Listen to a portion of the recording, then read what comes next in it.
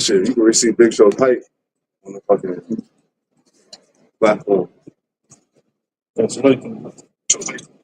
Use this for the podcast. I'm driving myself. I don't need them. That's good. Nah, I'm good too. Yeah, bro. That's cool, man. All right, Shalom. First and foremost, we want to give all praises, honor, and glory to Yahweh, and double honor to the apostles and elders of Great Millstone. Peace, love, salutations, and blessings to the house of David, which is the elect. All right, we're coming out here once again through the spirit and power of Yahweh Shema Shai, hey, to prophesy the downfall of Babylon the Great, right? Chanting down Babylon. I actually give me the definition of chanting. I looked it up a couple of days ago, and that's what the prophets are doing, man. They're singing this song, okay, to wake up the elect, so that they are prepared for the return of our Lord. And our job is to do what? Is to say before the things that are coming upon this earth, man. You see, and the Lord is making good on his promise, right? That he said he was going to do. Actually, also hold me Psalms 18 and 30. All right, because the Heavenly Father's word is pure, man. And whatever he says is going to happen. And that's why we come out here, with the boldness to speak the word of the Lord, because hey, you can't disannul the word of the Lord. You can't go against it. You see, and we're at the time where, as as brothers that has been paying attention, the sisters, everything the Lord said he was going to do is happening, man. And therefore, we know that hey, the kingdom is nigh at hand. That's why Yahweh Shai said, when you start to see these things come to pass, to look up for your redemption draweth nigh. So you got that definition. I got Chad. So we have, it's funny, it says Khan here, but it says for the late 14th century, it means to sing, celebrate, to sing, basically to sing, celebrate. This is an etymology. It said to sing as in the church service. There you go. So to sing, get the actual regular definition. But hey, the singing, we're singing this song, and the scriptures talks about that the 144,000, brother can get that too. Revelation had a song that no man could learn except the 144,000. You see, that's what is the governing body of the kingdom to come, because the weapons of our warfare are not carnal.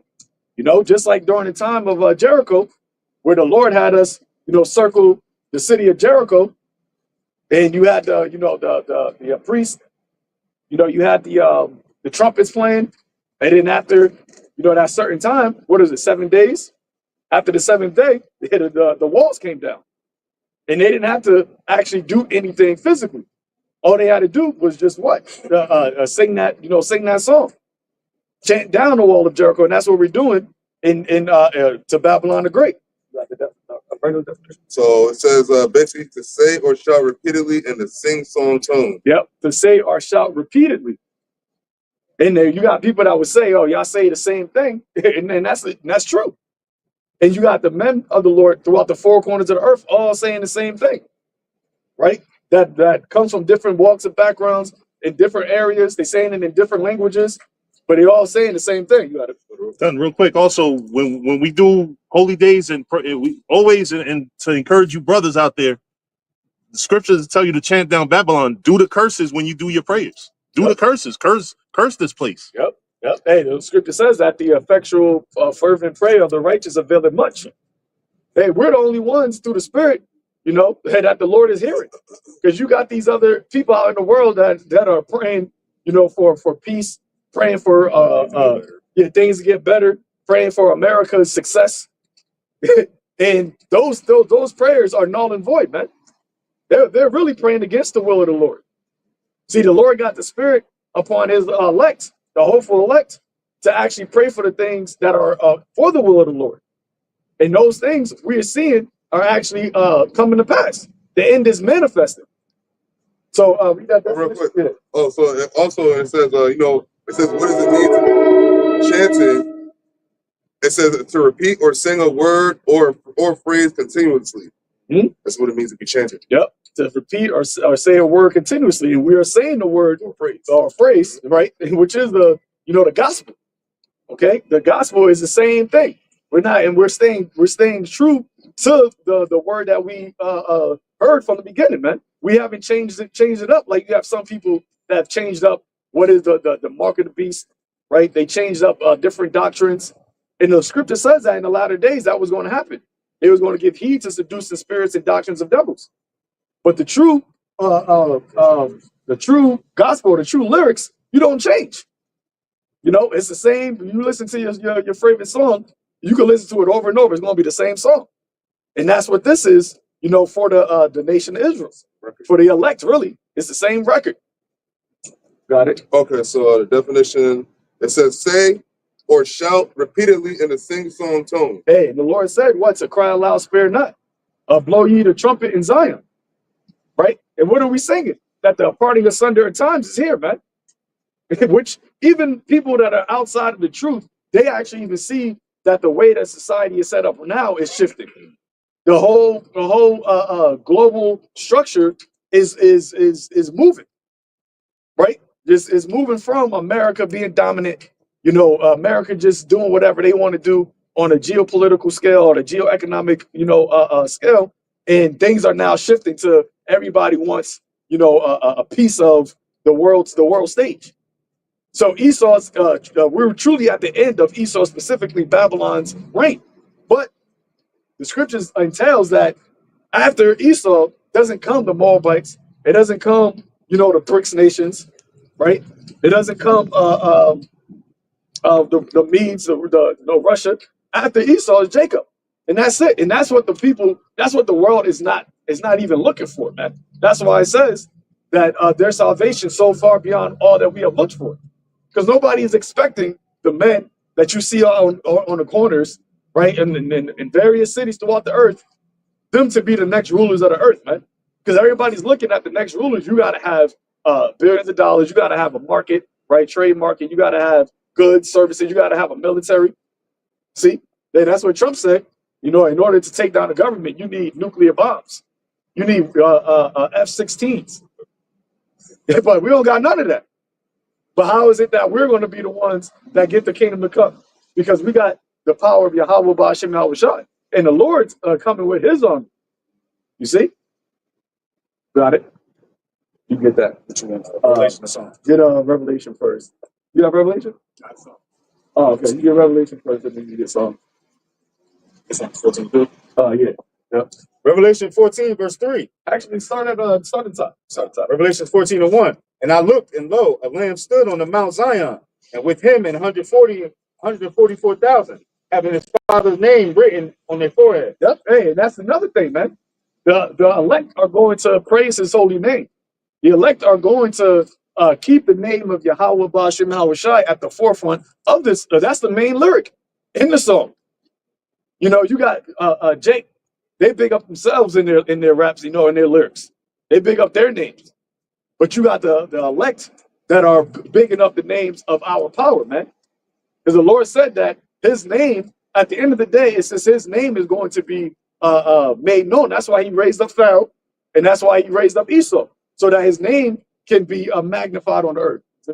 Yeah, to add to your point, what you said made me think of any good song that always has a good chorus. And the chorus is repeated over and over again. You have the verses in between, and it might say whatever, but the chorus is what catches people. So that's the names of Yahweh Ba'ashem Yahweh Shai. That's what keeps getting repeated throughout the scriptures. You see Lord in all caps, that's the name of Yahweh. And it's all about Yahweh and Yahweh Shai. Yep. Hey, the Lord said he raised up his son, and his name is going to be exalted above every other name. See? And we always talk about how, you know, Jake now, they got that phrase, I'm him. Well, Yahweh Shai is about to show you who really is him. Because everybody can't be him. Right? You can't have 50 different hymns. There's only one hymn. And it's funny, the word hymn, H-Y-M, the song. You know? There's only one, and that's the doctrine. There's only one spirit, one Lord, one doctrine. It's not, oh, you got your doctrine, you got your song, and I got my song, and we can mix our. Nah, it's gonna throw off the whole beat. It's gonna, hey, you can't be mixing, man. Right? This ain't no remix to the word of the Lord. Got it.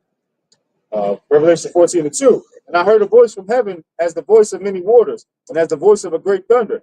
And I heard the voice of harpers harping with their harps. Woo! And they sung as it were a new song before the throne. Hey, see this song that we're singing is a nice sweet melody, man. Harping. I ain't never even heard of harp in real time, man.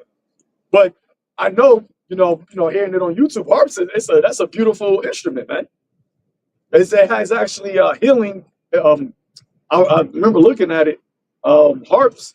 There's like something called harp therapy, and it actually can help your body heal. Music is therapeutic. It actually works. I think it's for your mind. Actually, harp music is actually it helps your mind at ease, and that's what you have with King David.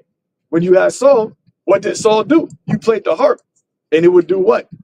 Right? It would exercise the demon that was off of Saul, and they actually sought out somebody that was skilled in the harp.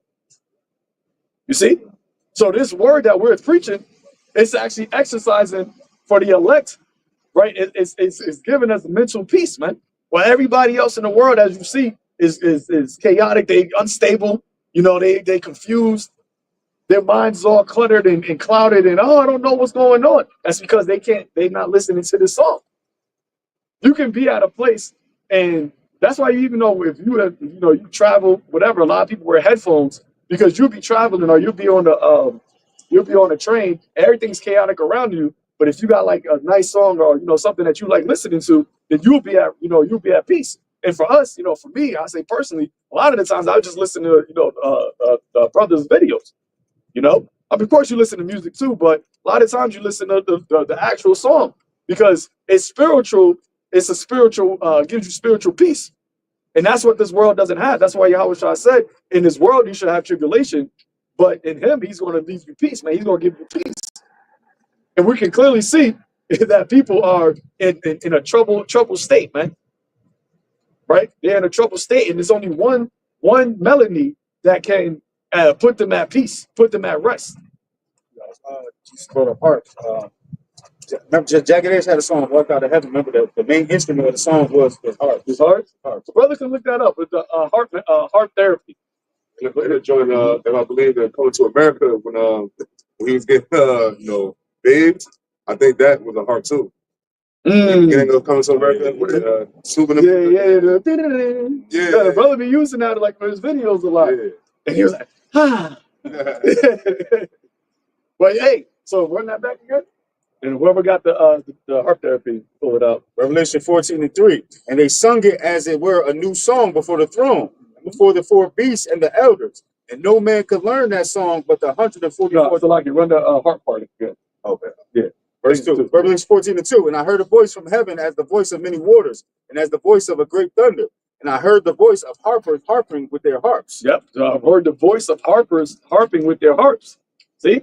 And it said those voices that was harping, it said what? And they sung a new song. So that melody, that song that we're singing is that sacrifice that's going up into the heavens, man.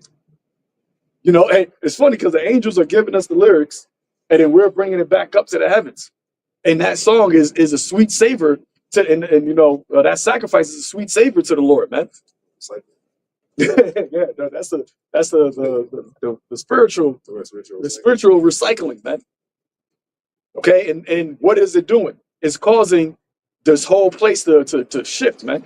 We're actually, through the Spirit of the Lord, through the word of the power of the Lord, we're causing this place to crumble, man. Chanting down Babylon. And it's in a unison. That's why the Lord said, Scripture says, to be of one mind, one accord. It's like you can't go do karaoke, and then you're doing karaoke with that's a duet, and you just singing a whole other song. Like, are you gonna fuck it up?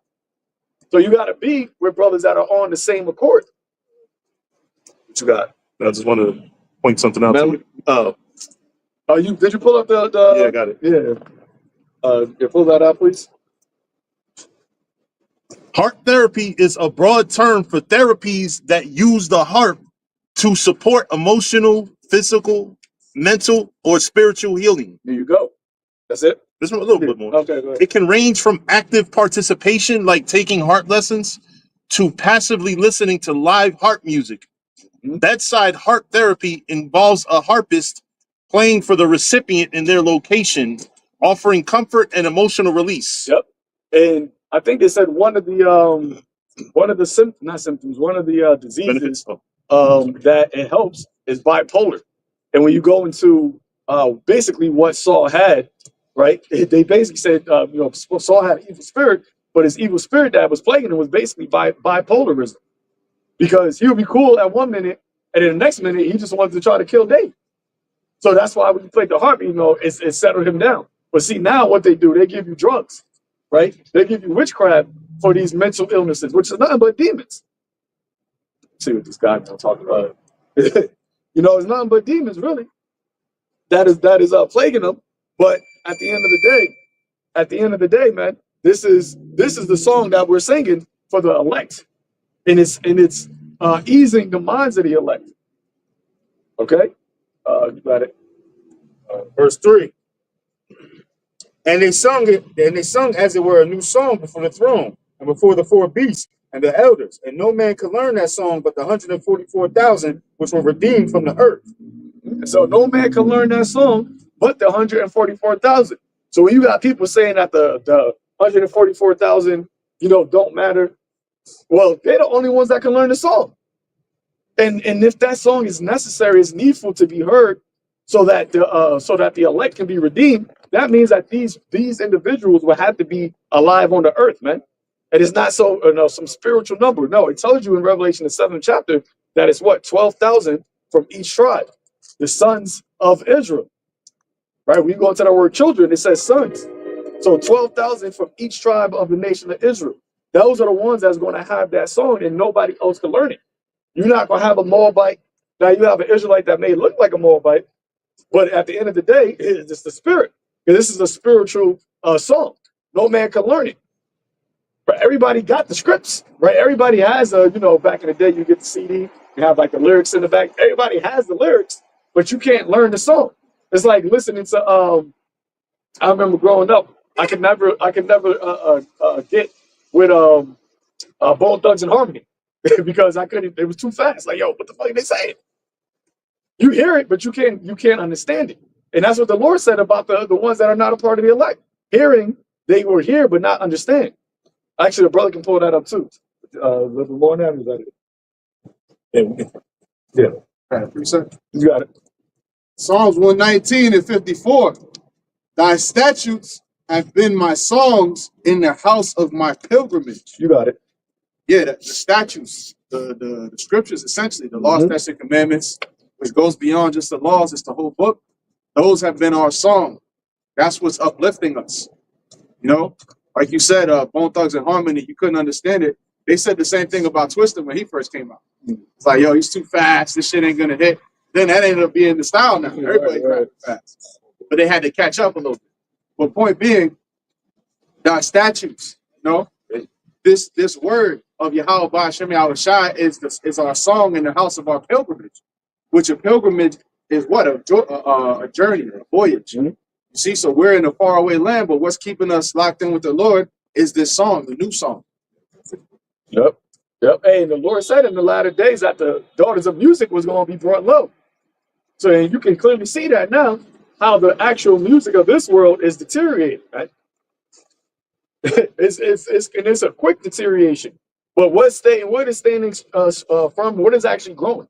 It tells you that the house of David was going to wax stronger and stronger, because the black culture in the rap music, all that has done is just produce death to our people. It's not a healing medicine. It's actually detrimental. But going back to Revelation, where it says that the 144 only they could learn this song, man, and they were doing what was going to happen, that they were going to be redeemed from the earth, being the first fruits of the Most High. So singing this song, doing what we're doing, it has a great reward, great benefit to it. Okay. Yep. Hello, bro. How about you, Miss Up?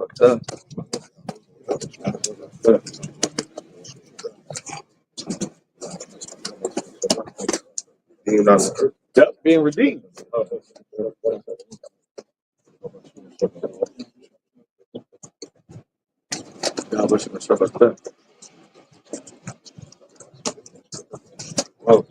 So yeah, man. Going back to the point, the song that we're singing is it's not just something that is vain. It's not a vain song, man. Once again, this is something that is being heard, being orchestrated from the heavens. Okay, for the purpose of what? Ushering in the kingdom of heaven, man. Ushering in Yahweh. You know, it's like opening act. You go to a concert and you got the openers, and then you get the main event comes. Headliner. Huh? Headliner. The headliner, right? Because when you go into the scriptures, when Yahweh Shai come, it's going to be music playing, man. In the heavens, though, it's going to be trumpets sounding. You're going to have the thunder's going to be the bass. You're going to have the lightning. All of that is all sound, man. Pyro. What's that shit called? Concert. Pyro. Technics. Pyrotechnics. Yep. Special effects. Oh, yeah. Because that's what they do at the concert. You got the fire effects. Or the Lord going to have all that, man. The earth is going to be his stage. The earth is going to be his stage, man. Yep. Colossians 3:16. Let the word of Hamashiach dwell in you richly in all wisdom, teaching and admonishing one another in psalms and hymns and spiritual songs, singing with grace in your hearts to the Lord. Yep. Right, you got Word of Yahweh Hashem Yahweh Shai. Let it dwell in you richly. And that's the new song that's being sung. And let's not forget the Song of Moses is going to be sung. Exodus, in the first Passover, there was a Song of Moses. And now we're going to have another Song of Triumph over Pharaoh and Egypt and this whole beast system. So we're going to triumph over the beast and its image and the MOTV, Lord's will, or of that number. Right. But it all starts with this new song and calling on the names of Yahweh Hashem Yahweh Shai and declaring prophecy. Yep. Because the prophet, once again, the prophesying is something that is repetitive, man. But to the elect, it's a sweet savor. To the elect, it's like, yo, you can't get enough of this song. Another umbrella. And the songs. When you read the song, these brothers, always, man. You always go in the book of Psalms. The whole scriptures really is one big lyric, one big song. Got it. Psalms 18:30. As for Yahweh, his way is perfect. The word of the Lord is tried. He's a buckler to all those that trust in him. Yep. So it said, so the word of the Lord is tried. And when you go into the history of Israel, our history, you see that, hey, whatever the Lord said, it always manifested. It always went down. That's why the scripture says, ask your fathers and they should tell you. Okay, brother, get Psalm 44. Starts at the top. But the word of the Lord is tried, man. So we see what the Lord did during the different various captivities, the different deliverances that we, was delivered out of. And now that's why it says in the book of was that the rock, that look at the generations of old. When have they that trusted on the Lord, basically was confounded? It hasn't happened, man. You got it. Psalm 44 and 1. To the chief musician for the sons of Korah, Mashal. See, so the musicians. These were songs. These were spiritual hymns that were being sung. And they were also prophecies. Go ahead. We have heard with our ears, O God, our fathers have told us, what work thou didst in their days, in the times of old. Yep, and that's why we have the scriptures right now. As the scripture says, search out the things written aforetime was written for our learning. That through what? Patience and comfort of the scriptures, you may have hope. So you have the scriptures, you have the lyrics that comfort you, that gives you that sound mind. As we was going into the heart therapy, it gives you a piece of soundness when everything around you is chaotic and loud, right? When everything is too much, it's unstable. We have the scriptures that what comforts us, man, gives us okay, this everything around us is wild, but hey, we're good. Go ahead. How didst, verse 2, how thou didst drive out the heathen with thy hand, and plantedest them, how didst afflict the people and cast them out. For they got no they got not the land in possession by their own sword, neither did their own arm save them. Yep. See? Who was the main lyric? Yahweh Shah. Yahweh Bashim Yahweh Shah. They didn't do this on the court, man. And that's what these heathens in the ancient times, they knew that, man. Oh, Because the things that Israel was doing, you had to have a power to do those things. Going back to Psalms 18, where David was talking about, through thy power, I leaped over a wall.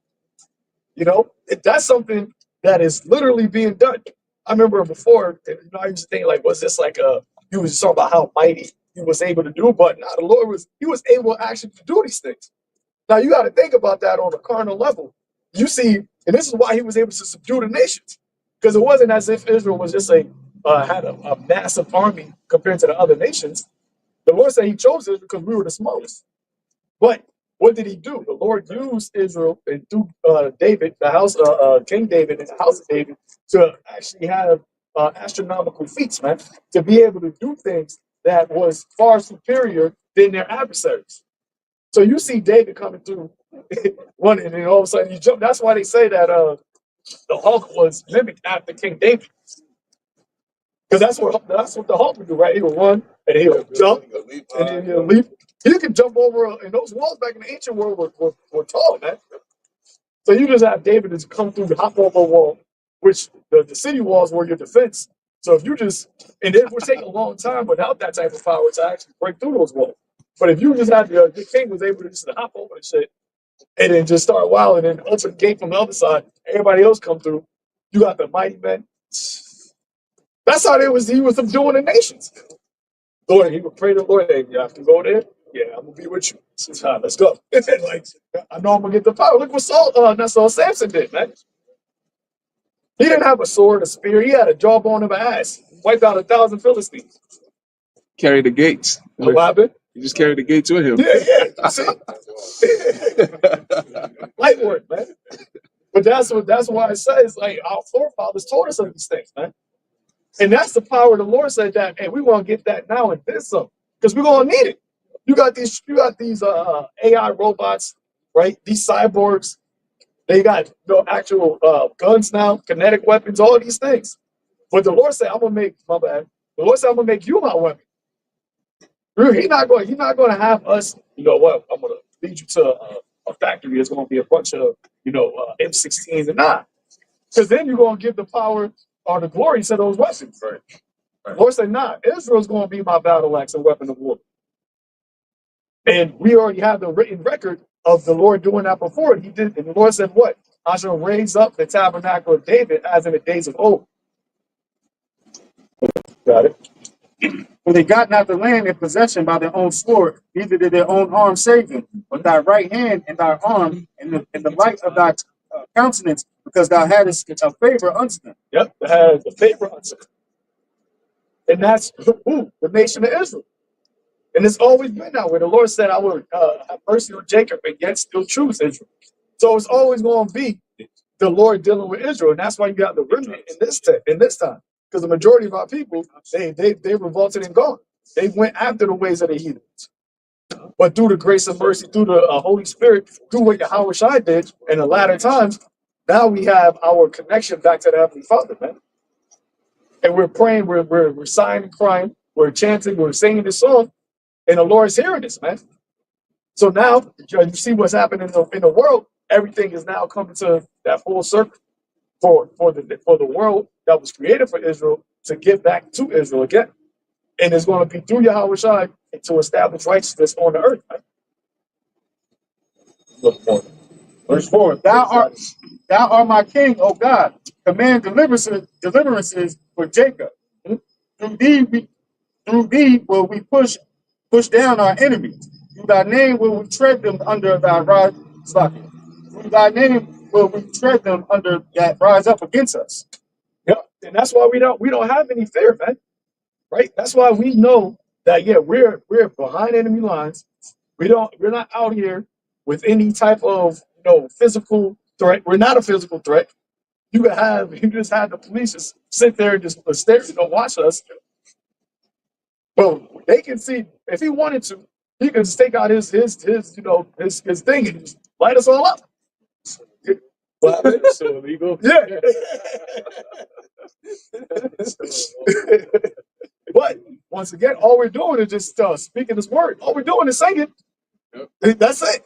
All we're doing is singing the lyrics. But that is what is a threat to them, man, because they know that, as it says in Judas, that these people are one with their power. You can't stop them. And you know what's interesting is that you look at some of these like going on our way here today, those that so-called Christians that walk around with the microphone and all that, and megaphone, they do the same thing. They're on street corners. They're also speaking the Bible. But why? What is so different about what we're doing? Because physically, we're all doing the same thing. We're all on street corners and we're all saying something. Right? But that shows you that the problem is the actual message of what's being said. Yep. It's that's why they want to censor it. You know, certain songs couldn't be played on the radio or couldn't be played like on MTV because of what was actually being said. Right. The lyrics of it. They try to bleep out certain words. They want to bleep out this whole thing. Yep. And that's what we were talking about with the whole situation at our normal campsite. How they blocked off the interest over there, so we can't even go over there now. But that's ultimately what they're trying to do on a wider scale with the actual truth, man. They want to choke the word. They want to stop. They want to pull it from the station. Yep. But hey, the Lord said that was going to happen. It was going to get to that time. Yeah, I was gonna say, don't be surprised if next week they block some stuff off over here, so we can't. Yeah. Because literally, they wasn't here for no reason. Yeah, of course. And that's why they wanted to, because I think in cop cars you can hear outside, like inside of the car, if I'm not mistaken. Yeah. So you can hear that, right? Camera's right there. Well, yeah, you can hear outside from inside. So that's why they stood there and listened. Yeah, the dash cams up. So we know we at the time of the persecution, man. Now, we've always been, lately, that's been heavy on my spirit. That the time of the persecution of what we're doing is going to happen, man. You had Trump and Trump's advisors meet with Iran.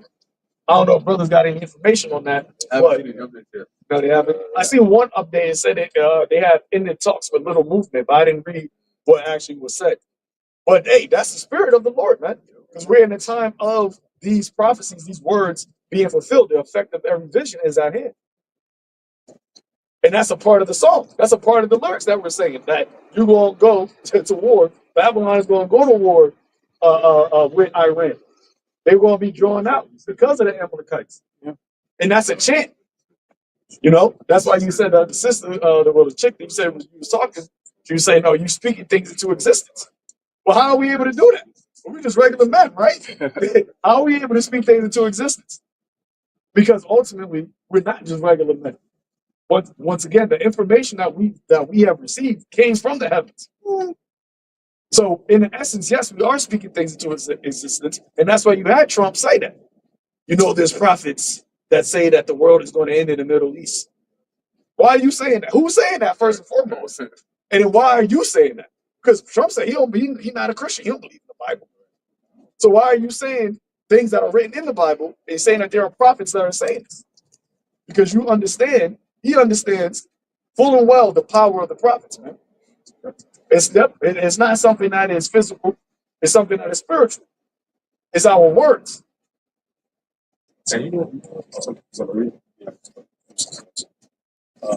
Verse 6, Psalm 44:6. For I will not trust in my bow, neither shall my sword save me. But thou hast saved us from our enemies, hast put them to shame that hated us. And God, we boast all day long and praise thy name forever. Salah. See? And the Most High Yahweh, Hashem Yahweh Shai, we boast all the day long, man. And we are proud to do that. That's why the Lord said, if you boast in anything, boast in this, is that you know me, right? That's it. That's the only thing you need to boast in. That's why in Revelation it said that they had the names of their father written in their foreheads. That's all we need. And that's what David told Saul. He told the Philistines, he told Goliath that. I don't need a sword or the spear. I'm coming to you in the name of my power. Actually, brother, before that, I think you would say something else. I was going to say that precept, though, that was a bad precept because it reflects all of our captivities. Because when you go to the time of Egypt, the Lord did the same thing. When you go to the time of the Medes, the Persians, the Greeks, right? Even the Babylonians, right? What happened with the three holy children? That's a great testimony of us standing up against the power and its society, right? In our name, in the name of our power, Yahweh Bashim Yahushai, because everybody else fell subject to that social pressure. The same thing that's going to be happening here very soon. When the MOTV comes out, people are going to succumb to that social pressure, man. It's not just power pressure from above; it's also pressure from below. You know, and you're gonna be caught in the middle. But then if you don't have the Lord with you, who's gonna fight on your behalf, like Yahushua said, well, he said, well, I'll keep thee in the hour of temptation. Then you're gonna be screwed, man. You're gonna end up failing the test, and you're gonna take that seat in, you know. But these things that we're saying is all reflective of Trump knows about the prophets. He hears about the prophets because guess what? They give intelligence briefings on everything we say. All right, the things that we go into, the topics that brothers be going into, it's heavy stuff. It's heavy stuff, man.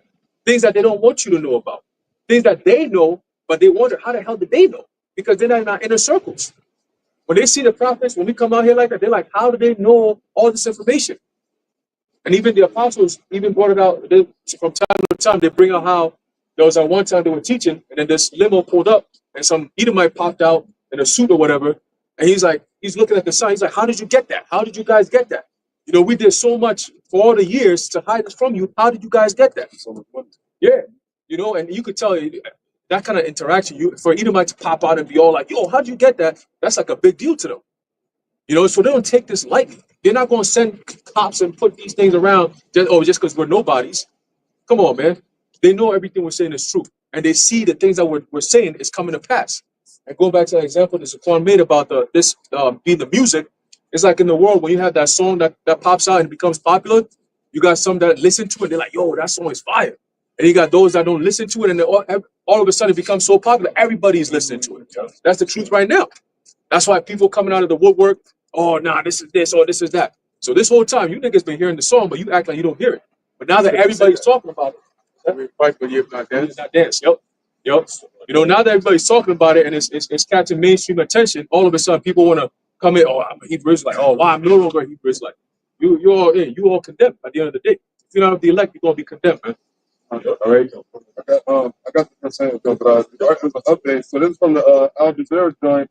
It says Iran, U.S. talks in Oman. It says discussion to continue next week. So it says Iran says constructive talks with the United States and Oman's capital have ended, as the two sides have agreed to hold more discussions next week. Oman says the talks in Muscat were held in a friendly atmosphere conducive to bridging viewpoints. Foreign Minister Abbas Arghali, the Iranian delegation, while Special Envoy Steve Witkoff headed the U.S. team. The two officials spoke for a few minutes in the presence of the Omani foreign minister after the conclusion of the indirect talks on a nuclear issue and the lifting of sanctions. The Iranian foreign ministry says U.S. President Donald Trump has threatened military action if a deal isn't reached. Iran says it's not seeking nuclear weapons and wants sanctions lifted. So it's really, kind of nothing happened, but they said it was not too unfriendly. All right. And once again, like we were talking about yesterday, even in the ancient times, you had delegations, right? You had certain spokespeople or messengers would go from one nation to other and talk. It doesn't just pop up out of nowhere. It showed you that in 1800 we had the Persian go to the Leonidas. Like, we got these concessions, we want these concessions. But at the end of the day, y'all want two separate things. And Bibi, right? The Lord got Bibi in that mind said, now we want these things to be like how Libya is. Iran said that ain't gonna happen. They ain't gonna Gaddafi us. So we had an impasse right now. So these talks really, and remember the Lord, He's the one that works on the minds, man. Was that when Daniel, where he said he had the angel had to work on the mind of the Persian, I believe. Was it the Persian, right? Yeah. So it's a whole process that takes place. That ultimately the Lord is the one that's driving, through the angels where He wants everything to go. Because as it says in Revelation 17, He put it into their hearts to fulfill His will. That's right. And in Romans it says, who can resist this? Who can resist His will, man? So we once again are out here, harping with our hearts, telling the world this is what is going to happen. This is the will of the Lord. And this isn't a message that we came up with. This is a message that, once again, came through the Rakah Kodash, saints and holy men, right? And the ones, the feet of them that bring glad tidings. Because really, You think about the glad tidings. Who is it really glad to? What we're talking about, everybody on the earth hears this as doom. Hears this as it's a sweet, get that in sweet safer. To them, it's to the death, it's death. To everybody in the world, it sounds like death. So who is this an actual gospel to? It's only to the elect, the small remnant of the nation of Israel. Only the ones that believe and actually understands what we're saying, actually understands the lyrics, is this actually good news to them. That's why everybody is saying, even we were talking, even the people that like Trump, Putin, Xi Jinping, they all say, oh, we don't want war. We don't want to go to war. Now they say that if we have to, we will, but we don't want to. But why? But why are you still going in that direction? Precepts to go off your point, and the info that the Quan Ali Ashad brought up. This is Psalms 55 and 20. He hath put forth his hands against such as be at peace with him. He hath broken his covenant. The words of his mouth were smoother than butter, but war was in his heart. His words were softer than oil, yet were they drawn swords. Oh, you got it. Yeah, Khan. So you see how they do these talks, but the Iranians know that the Esau doesn't keep his word. So they're doing talks, but it's like, what's really the point? You're gonna say one thing and do some other shit anyways. But they're still trying to, all right, maybe we could get something to happen to it. Really the nations are desperate because they all going to this one point of no return, which is World War III, and there's nothing they can do to really stop it. Right. And the Lord is using these Amalekites, which is the state of Israel and America, because they keep pushing it, because they'll have an agreement, which is like a covenant, right? But he breaks the covenant. They'll have an agreement, and then a false flag will pop up, and they're gonna blame it on Iran anyways. Oh, whoops! I guess we're back in war again. They had an agreement with Gaza, right? A ceasefire. Didn't they break that shit? Yeah. So he's saying one thing but doing another. Trump has said we don't want war. We don't want war. But they got a battery pack in your back. You're gonna bring war. Either way it goes. He is acting like that cruel Lord, that the scriptures prophesies about. He's really making. Look at how much has happened in a matter of a few months. Oh yeah. We are not even a year into this man's presidency. It's not even 100 days yet. Woo! But hey, that's a part of the prophecy, man. The Lord said He was going to shorten the days. I mean, He was going to speed these things up. Like the third will come quick. The fact that you got Trump talking about World War III, Putin talking about going against NATO, the Middle East conflict, the South Pacific, region conflict, all of that. Oh, they had the tariffs. All of that is a recipe for disaster, man. And once you get out all of the rest, once you mix all these things up, hey, you have to cook it. Boiling. Yep, the boiling point, the inflection point, as they like to say. Same. Yep, it's same. So Awesome. Yeah. Yes, sir. Oh, yes, sir. Go ahead. Job 20 and 23. When he is about to fill, I'm sorry, I'm starting at 22. In the fullness of his sufficiency, he shall be in straits. Every hand of the wicked shall come upon him. When he is the word wicked, our mom means the laborer, man. And you can see what he's doing. Taking jobs away, firing people.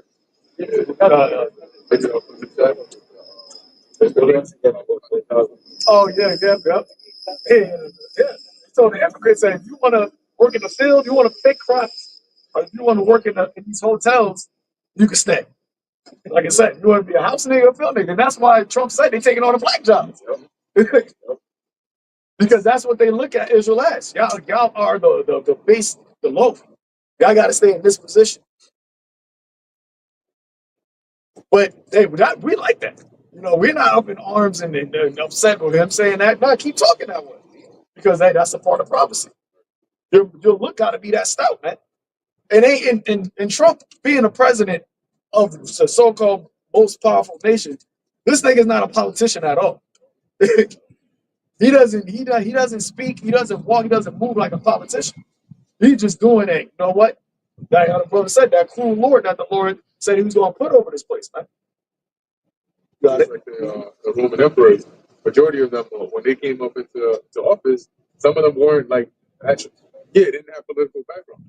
Some of them didn't want to do it, but they were in there just like Trump, right? Like prior to 2016, nobody would have. When you thought of Trump, you think of it in terms of like a political setting, like that. He ran for president a couple times, but he kept dropping out because he never had that support. Yeah. So yeah, it's very preset. I think a little bit more yours. Yeah. When he is about to fill his belly, the Most High shall cast the fury of his wrath upon him, and shall rain it upon him while he is eating. There you go. So that's that NWO, right? Instituting there's that new age where he thinks that he's going to have complete, omnipotency, right, over the world through his technology, through the surveillance, through ultimately the MOTB, the mark of the beast, which is the RFID microchip, right? That's a part of his agenda, part of his enterprise to become God on the earth, man.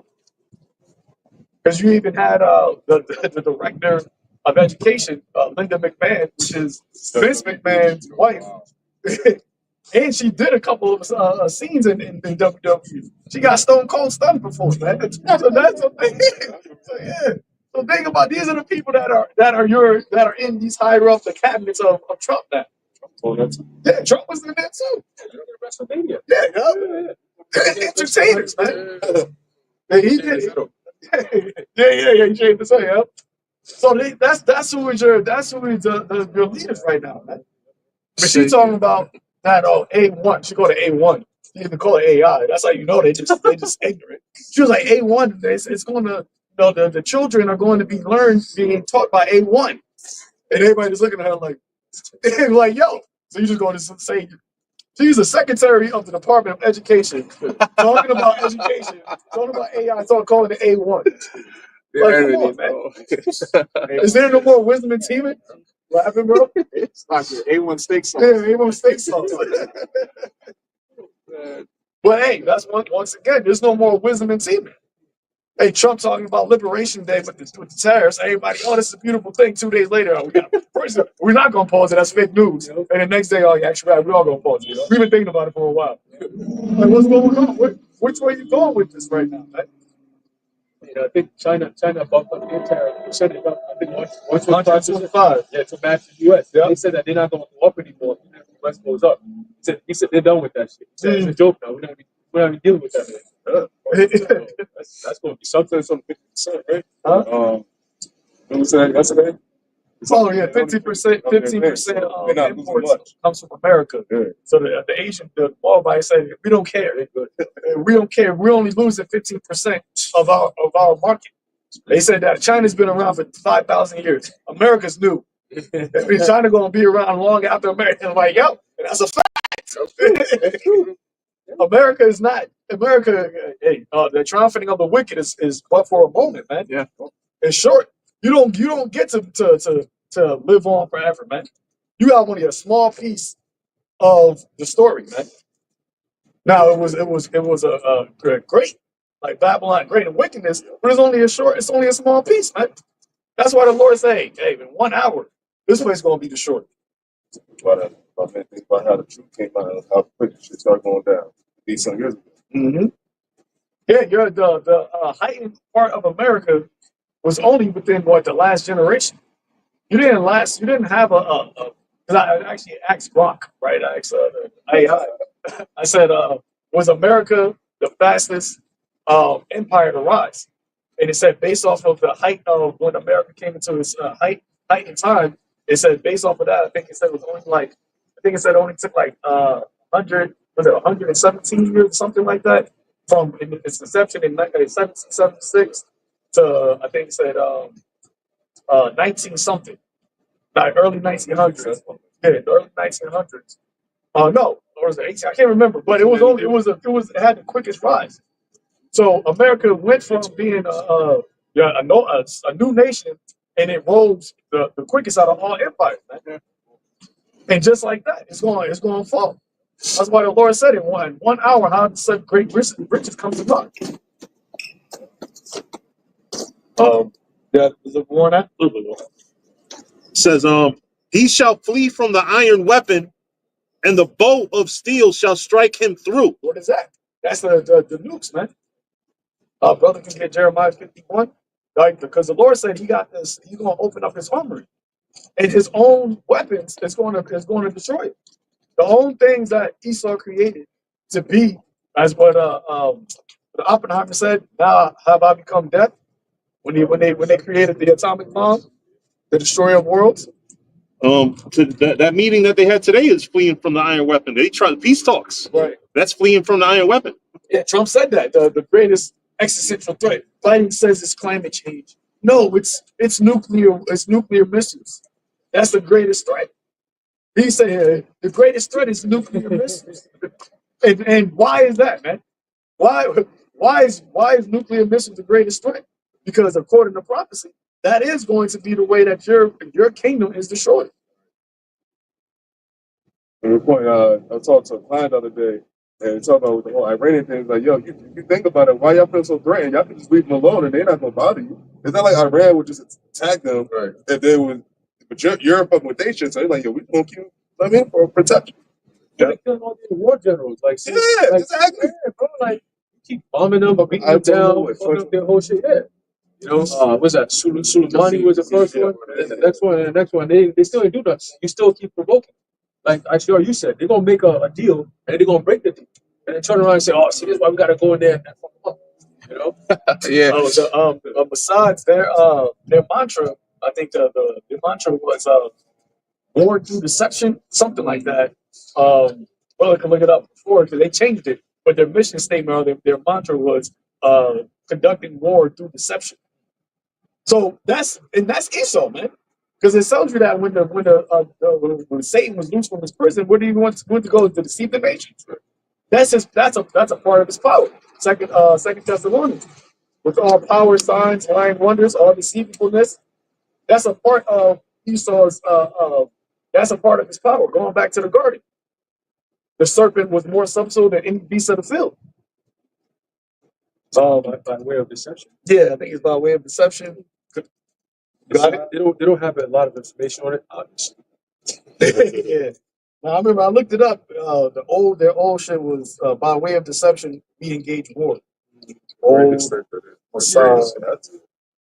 By deception, thou shalt do. Yeah, by way of deception, by way of deception, you shall engage in war. So all of those, and they say that the Mossad is higher than the CIA, man. You know, they showed you how they get down, man. And that's why, as brother said, with the whole ceasefire talks, they'll do those shits, and then they'll drop bombs right on this in the same shit that they said that because Hamas, they just came out and said Israel, the 48ers hit a camp, a tent camp, and they said that shit was by mistake. And Hamas said there was no way that was by mistake. Like there was nothing but civilians there, and you knew that was nothing but civilians there, and you just dropped the bomb on them. I think it's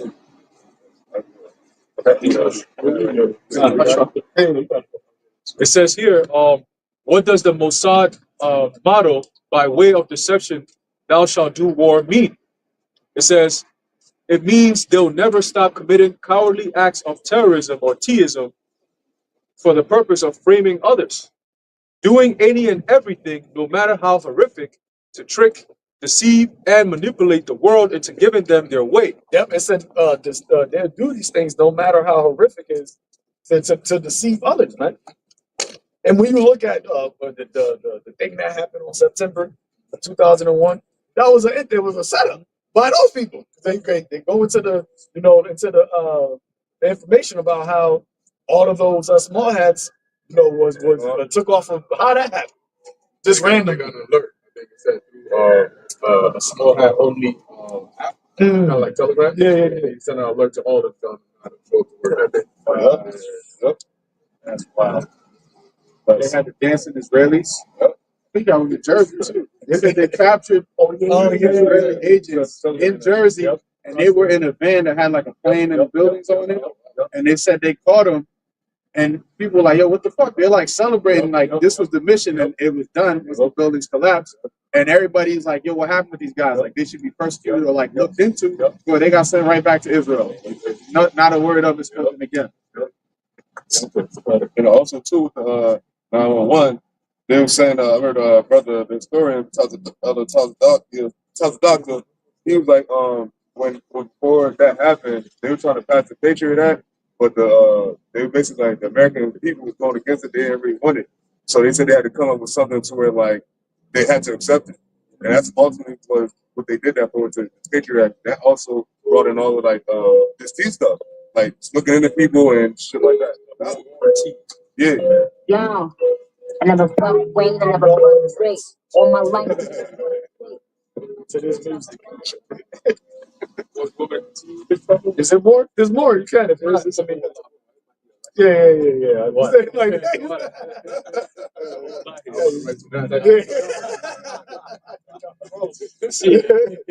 but hey, see, and that's why they pushing this whole thing, even with Trump, with this whole anti-S thing, right? You know, because you can't say nothing against them. You can't bring out the truth about what they actually doing and how they're moving because it exposes them. And that's what the prophets was set up for. The prophets were set up to, and then Lord Scripture says, then shall that wicked be revealed. Then shall that wicked be revealed. Who's coming is his appearance. I think it's in the NLT. It says his appearance is to do the work of Satan. Man. And when you look at how these devils move, starting with Amalek, they're moving adverse. Satan means adverse. They're adverse to the Most High, man. The Lord does things in truth. This nigga does things in deception. Just to add to you, Zaquan, how can you possibly make an agreement with the devil? By nature, he's going to deceive you. So the Persians, by the fact that they even trying, it shows that you ain't really up on game when it comes to Esau yet. But you about to find out, and that's when they're going to really come down and say, you know what? After this shit falls through, this probably will be the last straw that broke the camel's back. Because that's what the Amalekite does. That's what the small hat does. They strike you, they stabbing you up, and they crying out, help, help. But here it is, they got the knife, and they got blood on their hands. And they literally plan the victim as they're throwing missiles and fucking your people up and genociding you and saying, but please help us, we're the victim. Yeah. And the world eats it up. Mostly the West, though. If I would say, when they broke that treaty and they went up and went and did more killing, and Turkey stood up against it, what are they trying to? They're trying to start a whole, campaign to have Turkey kicked out of NATO. Yeah, so that's what is happening. But also on the deal with Iran, now they're making some ridiculous demands that they don't even want Iran to shut down nuclear programs. They want to blow that shit up. Like, and they're like, yo, you don't just like a nuclear facility. It's not just for making nuclear missiles. Like that's how you power your fucking city. So what do you want some fucking living caves and shit? And so, But that's what he said. He wanted it to be like Libya. And they said that if you look at how Libya is now, before whatever they did, Libya was actually thriving. You know, their economy was like thriving. But now Libya is done. Yeah. You don't hear about Libya on a geo-economic scale, political scale. And Netanyahu said, oh, we want it to kind of be like how Libya is. Yeah, with Gaddafi. Because with Gaddafi, he was basically, he wanted to have Libya become to a point where it's like, yo, we're good. Like we're now on an economic level to where you got to actually deal with us as equals. And he was like, nah, baby, fuck that. He tried to continue on the work that Nkrumah did, and try to create a united Africa. And they don't get this guy. You are. Yeah, because the resources that is in Africa, a lot of the Western countries have to come over there and make deals with them. So when they see that, these so-called African leaders are actually coming together and saying, we're gonna be independent from Western influence. We don't need your military help. We don't need your financial help. We're gonna do our own thing. They said, nah, we can't do that because if we have no power over you. When we come here, we actually gotta come on an agreement type shit. Yeah. All right, what's the best you could do for us? What's the best we could do for you type shit. But Gaddafi, and he was very anti-Jays. I actually have a video where he was going in, cursing them out, man. I said, I said, see why they took him out? Because he was literally cooking. He said, you don't make deals with these devils because they're going to fuck you over. You're going to do this. They'll do this to you. He was breaking it all out, man. And he said, look, guess what? Very soon they're going to try to come kill me too. And anybody who talks like me. He was saying that before they took him out, man. You know, so that's what they do, man. And then Yahoo, I also got another video of him back, I think it was like the 80s or the 90s. He was talking mad shit. He said, "Oh, the United States, yeah, they're our base pretty much. Yeah, we don't work." He said, "We own the Senate, we own the president that comes in, we own all this shit. So whatever we do, they're not going to speak against us." That's what he said. He said, "We could do anything in this world, and in America, we got them in our back pocket. There's nothing they could do about it. If anything, they're going to endorse what we do." I said, "Oh shit, okay." And you know what? They would they would have you make a deal at the expense of your people, and then they'll turn around and call you corrupt. Yep. So they like, yo, you know, if I'm thinking it's better for me to take a gift than to, lose my life, and you still get your way, and I'm taking a gift, why would you go around and fucking expose me and make yourself look like an angel? So like we're saying, like they're devils. You know, all they care about is deceiving you and making your life miserable. Like they're not interested in peace. They're not interested in finding the middle ground. They're just here to like destroy and make everybody's life very miserable. You know? Yep. Hey, that's why the scripture says, you get that Jeremiah 50, the hammer of the earth, and also Isaiah 14, right? Go to the city. Because there's a point where everything brothers brought out, right? There's a point where now that has to be dealt with, man. You can't just be running amok on the earth and just destroying all nations, starting with the nation of the Lord, chiefly, and you think you just gonna go away unscathed. Or it said in Jeremiah 49, right, that shall you not go unpunished? Those that whose portion wasn't to drink of the cup has surely drunken of it. And shall you not go unpunished? You done did the worst. That's why what was that? It said they measure us in the weight of the balance with these heathens, man. Measure our sins against, like, look, yo, I know, and we know we fucked up, Lord. But look at these niggas. Like, look at what these guys are doing. They're literally you woe into the bloody city, man. Right? I had a thought, like, the game where they say blood in, blood out. America was established on blood. You don't get to just ride out. You establish your whole system on blood, on deception, on lies, and on theft.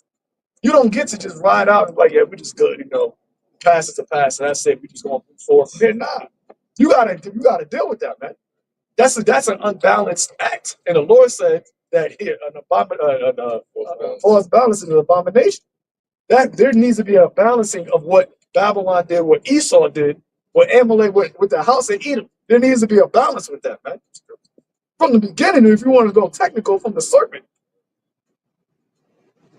And we're in the time where now where the Lord said, what? In this generation, you're going to discover thy sins. You're now going to have to be punished. And the punishment of your iniquity is reached the heavens, man. And you don't have a mediator. You don't have an unblemished lamb. You don't have a sacrifice to give unto the Lord. That's why he said, I have a sacrifice in Basra. You're the sacrifice. That's it. You're the sacrifice. Your nation, your kingdom, all that is the smoke that's going to go up to the Heavenly Father to appease him for what you have done. And that's why in Isaiah, the 14th chapter, it says that your cities shall never rise again. You're never going to fill the world with cities anymore, man. Actually, we can pull that, whoever got that first. Isaiah 14. Oh, that thou fill not the face of the earth. Yep. And it talks about for the punishment of their fathers, the children. Yeah, very slow. Yeah, but very slowly. We used to always bring that up, but it's even more so now, man. I'm not that person. So Start at 4. Start at 4. Isaiah chapter 14, verse 4, and it says, Thou shalt take up this proverb against the king of Babylon and say, how have your oppressors ceased, the golden city ceased. Yep, and that's what we're doing at the land of the Lord. We're taking up this proverb against Babylon. And we're seeing it. We're seeing, and they're seeing it. Why do you think he's doing what he's doing? He's seeing how they're ceasing from being that hegemon on the earth, man. and now they're trying to get it back. Yeah. Now, like, hey, y'all moving away from us. Y'all trying to make other packs without our dollar. Damn, now we can't have that. Now, y'all trying to do trade without us being involved, without us being a middleman. That's going to be problematic. Hey, that article I put in the chat about the American tourism in France, they saying that they feeling uneasy. Americans going, in Europe now, they're saying that the one dude said he had a cap on and he had the American little flag symbol. He said he had to put black tape over it to hide it, man. That's how they said he had a Yankees hat. He said, yeah, I kept it in the hotel. No shame that, boy. They feeling shameful, man. And nobody wanted to be an American no more. If I may, those other countries, they're bold. Like, they're not politically correct. They're going to be, oh, what about your president? What's he doing? Oh, Trump, how do you feel about that? They're going to be right up in your face with it. So now you Babylonians like going abroad and having these little cute pictures, and that shit is about to be over with. It might be travel bans on U.S. Y'all not allowed to come. They've been telling their citizens don't a travel warning to coming to U.S. Like, hey, it ain't too good over there right now. And then you go over there, you gotta be careful. The people don't really like us right now. But it's funny because it is a specific type of Babylonian. Because if we go over there, they not gonna be able to have a problem with us. Nah, yeah. They're like, yeah, now we know why. We know why we don't like why you don't like them, man. But hey, the scripture says ain't nobody look after our welfare, man. Nobody cared about what was going on to us over here in America. In Revelation, it tells you they send gifts to one another. But now that cup is now being passed into to Edomites, man. And you having an evil eye toward your own Edomite, because them Frenchmen, them Edomites. So you got a French Edomite looking at American Edomite like this nigga ain't right.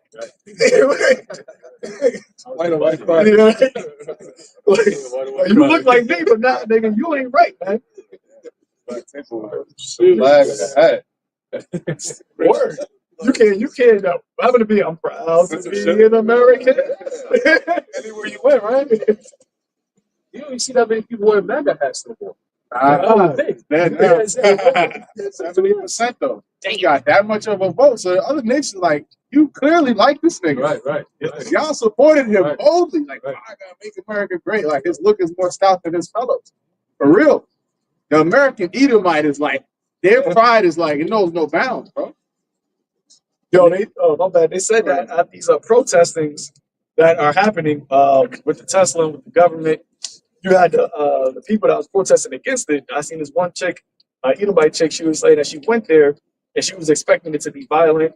She was expecting it to be like controversial, but she was like, she noticed when she went there was no black people, and she was like, she found out the reason why it was becoming controversial is because the military or the police people that were there, they were attacking the black people. So now a lot of these protestings, there's no cops there, and you having the right and the left, clashing, but it's only Edomites that are going against each other. And it was like, no, but we're out here fighting for the black people, but the black people are not out there. But we're realizing that they're not out there because when they go out there, it gets violent. So they're staying home, and now it's just the Edomite left versus the Edomite right going against each other.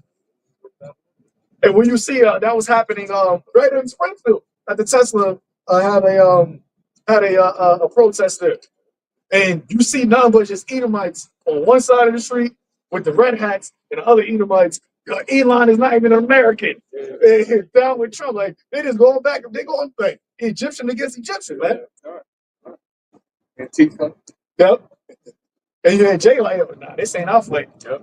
But you got the stupid ass Jake style. I still try to be up there too. Oh no, bro! I can add on to that, bro. Because me and Shamir did the joint the other day. He was talking about in B-More, they had a protest, right? And he said it was all Edomites. He said he was Ubering this dude, it's an 80-year-old Edomite, and he said he was like, yo, he was taking them there and shit. So he said when he seen it, he was like, there's nothing but Edomites. He's like, he ain't seen no Jakes, like not one Jake. So that goes to show that the National Guard and King are prince, because that's Trump is technically their king and prince, because that's their nation. You know what I'm saying? Hey, the Lord, Yahweh Shai said it. If Satan's house be divided, how can it stand? Right, brother, can pull that in the NLT. Right? How can it stand when you? That's why when you look at our history, when did Israel actually fall? Is when the house of Judah and the house of Ephraim, when that got split. That's what the Lord did. Right? When Solomon reigned and Solomon went off, the Lord said, "What? I'm going to divide the nation." And from that point on, it was done. Israel just got worse and worse and worse. And the other nations were able to infiltrate, take it over, destroy it. And then the curses started to come, be multiplied upon us. And that's what you're seeing happening now to Esau. Because the Lord said, all these curses I put on you, I'm going to put on them. And at the same time, what is happening? The nation of Israel, starting with the elect, the house of David, is the Lord said he's going to close up the breaches. So now we're being unified. Doesn't matter what tribe you're from. If you are confessing Yahweh Ba'ashem Yahweh Shai in sincerity and truth, hey, you're a brother.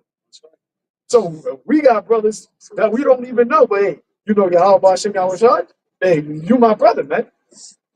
You down with the Lord, you singing this song. You could be singing this song in Italy. You could be in the Philippines.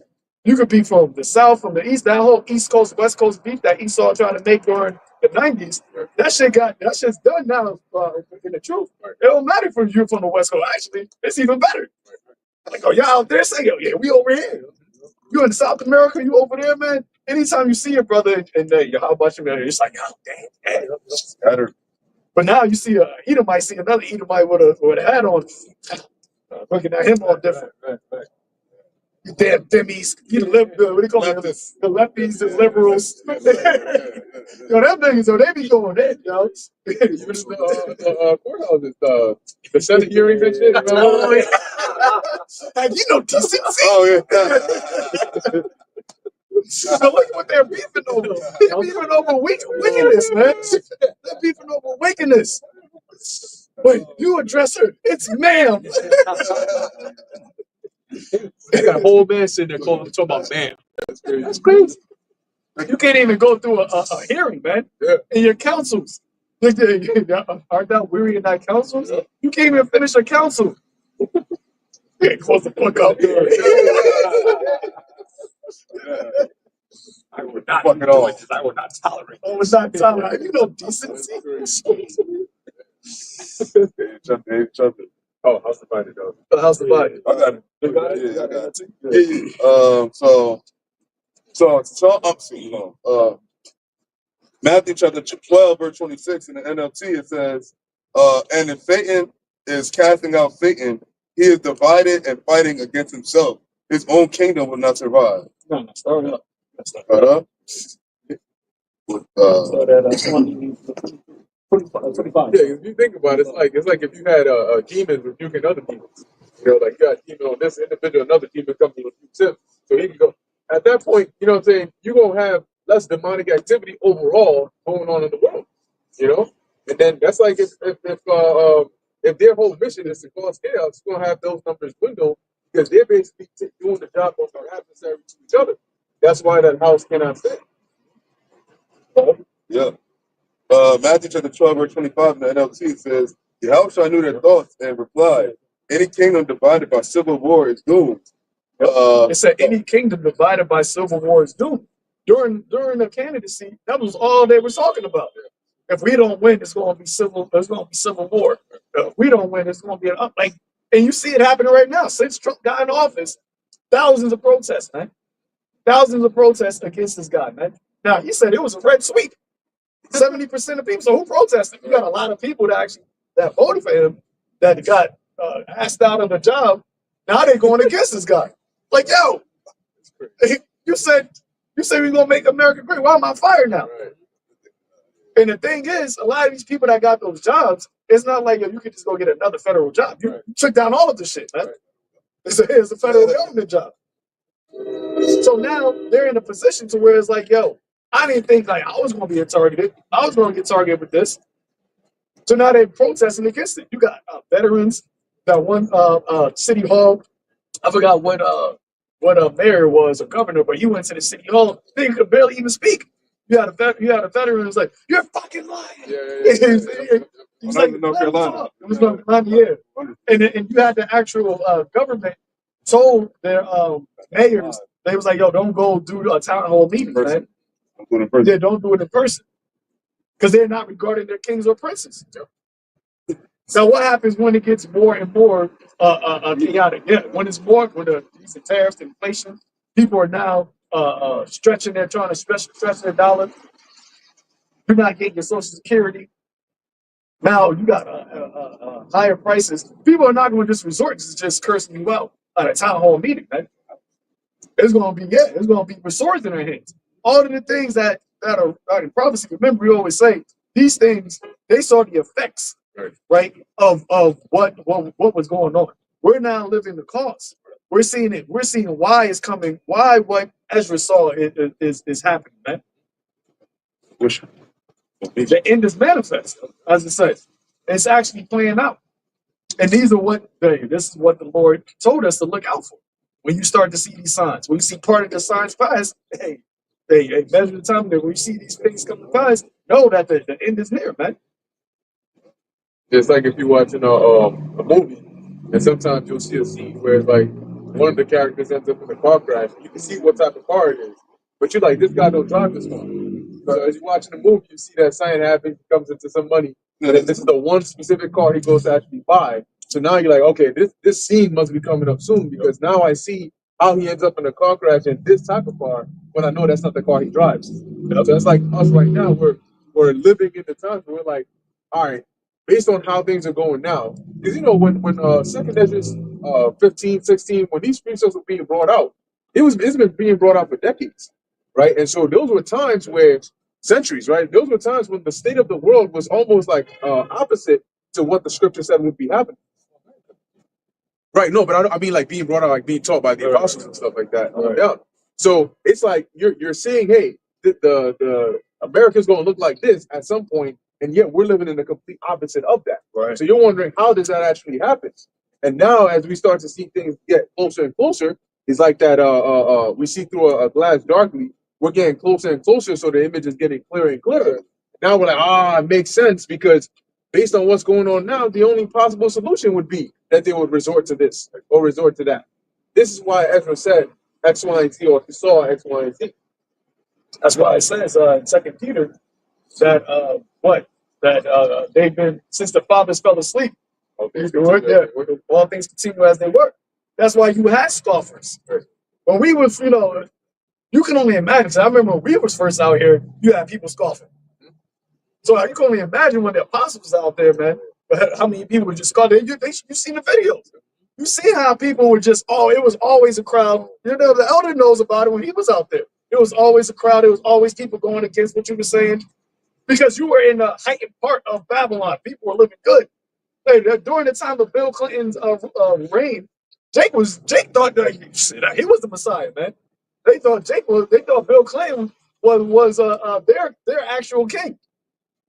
In the 90s, in that era, you had Jake was coming up, because remember, you're only about 20 years removed, 20, 30 years removed from the Civil Rights Act, right? The 90s to the 60s, only about 30 years removed. And then during that time, Jake was able to start to get housing. Jake was starting to get better jobs, right? So in that time period, you had Jake was in the mindset of a doom. It was in the mindset of, now we're building up, we're getting more successful. The boom, yeah. It was in the boom mindset. But during that time, you still had the man, the Lord out there. The consistency was the prophecy of this place going down. That was being talked about. So that's why you had to rise. You had to whoop. It's like a roller coaster. You're going up, you're up there, and then you just straight down and drop. So it says, since the fathers fell asleep. So now you don't have people scoffing. Now you don't got people saying, y'all been saying that. Because what we're saying now, like you said with your boys in the world, you must be happy this is happening. No, of course they're not happy. So they're gonna be mad at us because we had to mourn. The Lord said that.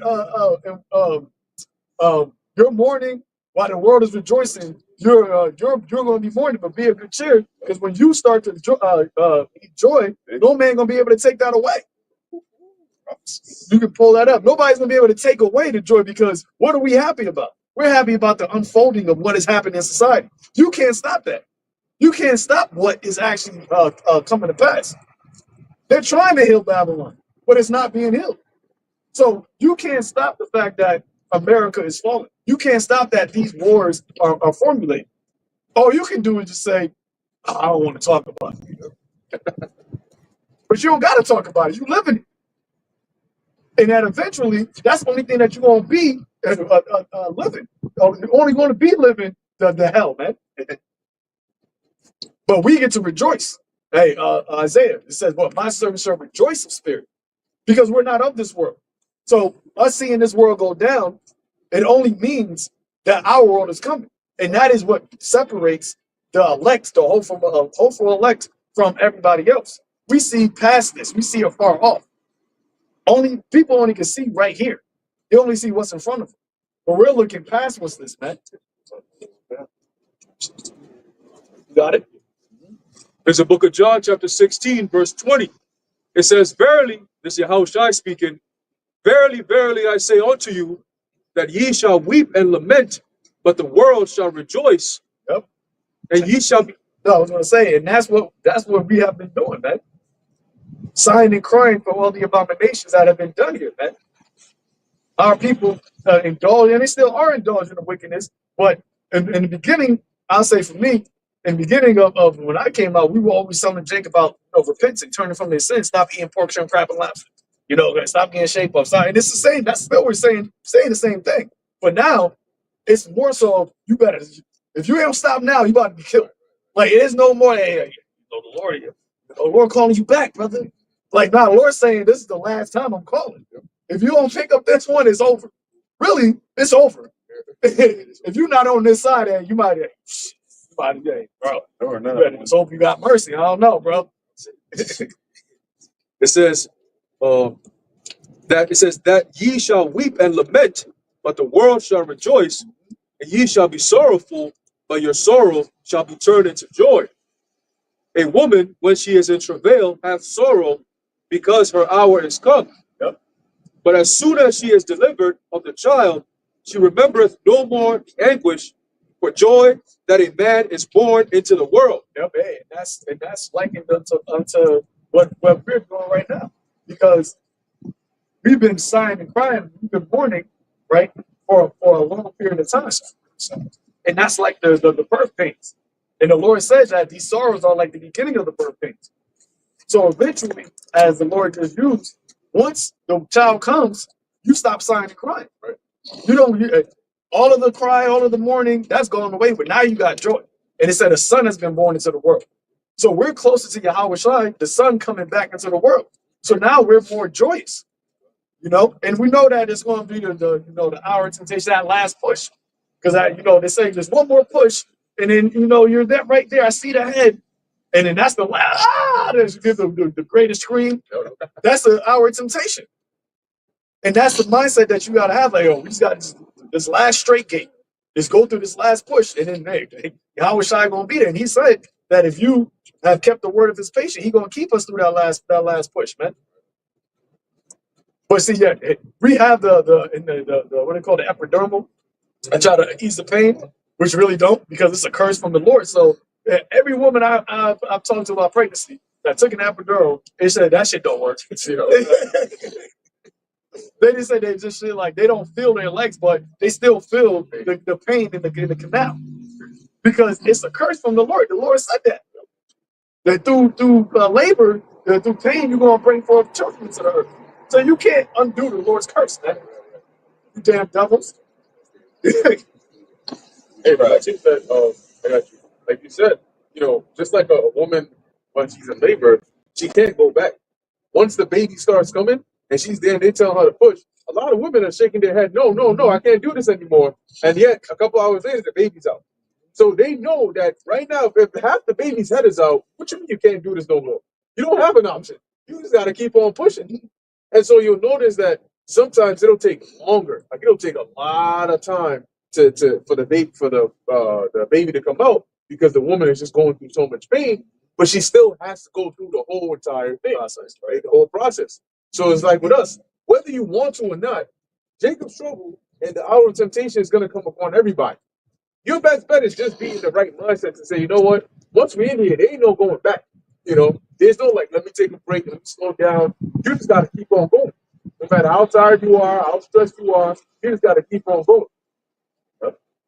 If I may add to the brother's point, that's what we had to do. This whole time we've been having to, struggle and do these things. Like that's why the scripture that the brother brought out, our joy, our mourning is going to be turned into joy. Right? See, because we've been going through it now on this side, but now for the time coming, we still have things that we're going to have to overcome. It's going to get harder, but we already embracing it. We already know what's coming, and the Lord is with us. So these people are going into it blind. See, so they're the ones that's going to be fucked up.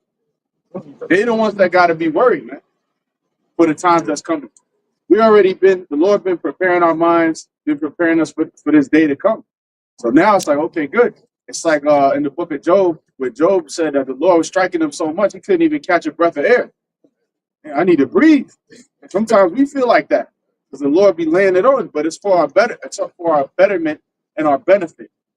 So that now that the time is coming, it's like we've been catching hell anyways. We might as well catch hell and be that much closer to the kingdom and go through Jacob's trouble, get the hard part out the way.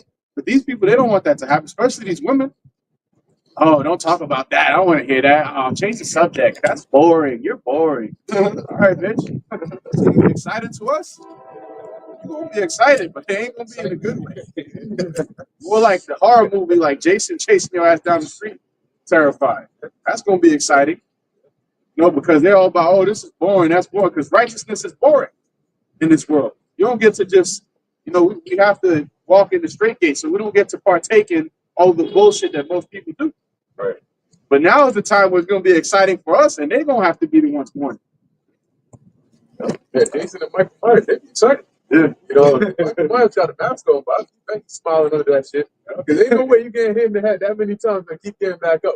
So, from your perspective, you're terrified, but this dude is having a good time. Hey, it said that the spirits of vengeance, they rejoice to appease the wrath of him that made him. Maybe he's mine. That's why fucking Jason Mayer, he be on a mission. Yeah. Just pop up, right there. Looking like Shalimar. Freddy Krueger. Like, yo, damn it, you ain't tired. Leave me alone.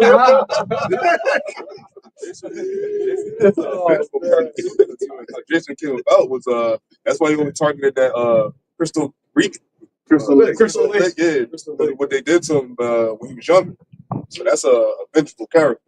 Yeah. You want to say something? Yeah, I was going to finish up with John 16 and 22. That's the point that you asked. John 16, verse 22, it says, "And ye now, therefore, have sorrow, but I will see you again. And your heart shall rejoice, and your joy no man taketh from you." There you go. See? He said, the Lord said, I'm going to see you again. And that's and we feel it. Like, we feel like we're right there. That's yeah. He said, why are you standing up? That same Yahushua has went up this way, he coming back. And now we at that point, because the Lord told his disciples privately, when you start to see these things. Because that's what he's like, yo, all right, when is the return of thy coming? Like, when are you going to come? When are you going to set it up? All right, when you see this, you see that, you see wars and rumors. Those signs are the things that we've held on for centuries. Right? Those are like, this is what we've been looking for. This is what we've been waiting for. And now we have the joy because we know that we're at the time where this Yahushua is coming back to establish the kingdom. Everything that we've forsaken from the past generation to this generation, he's saying the regeneration, right? With those that are following me in the regeneration, you're going to receive these things. That's a promise, man. And the Lord, he always said, verily, I tell you the truth, right? I tell you the truth. So now we're about to get everything that the Lord said that he got. Hey, my reward is with me. It's a matter of time. Look at it like everything the Lord said would happen historically has happened, regardless of how long it took. And you had men prophesying about things hundreds of years before.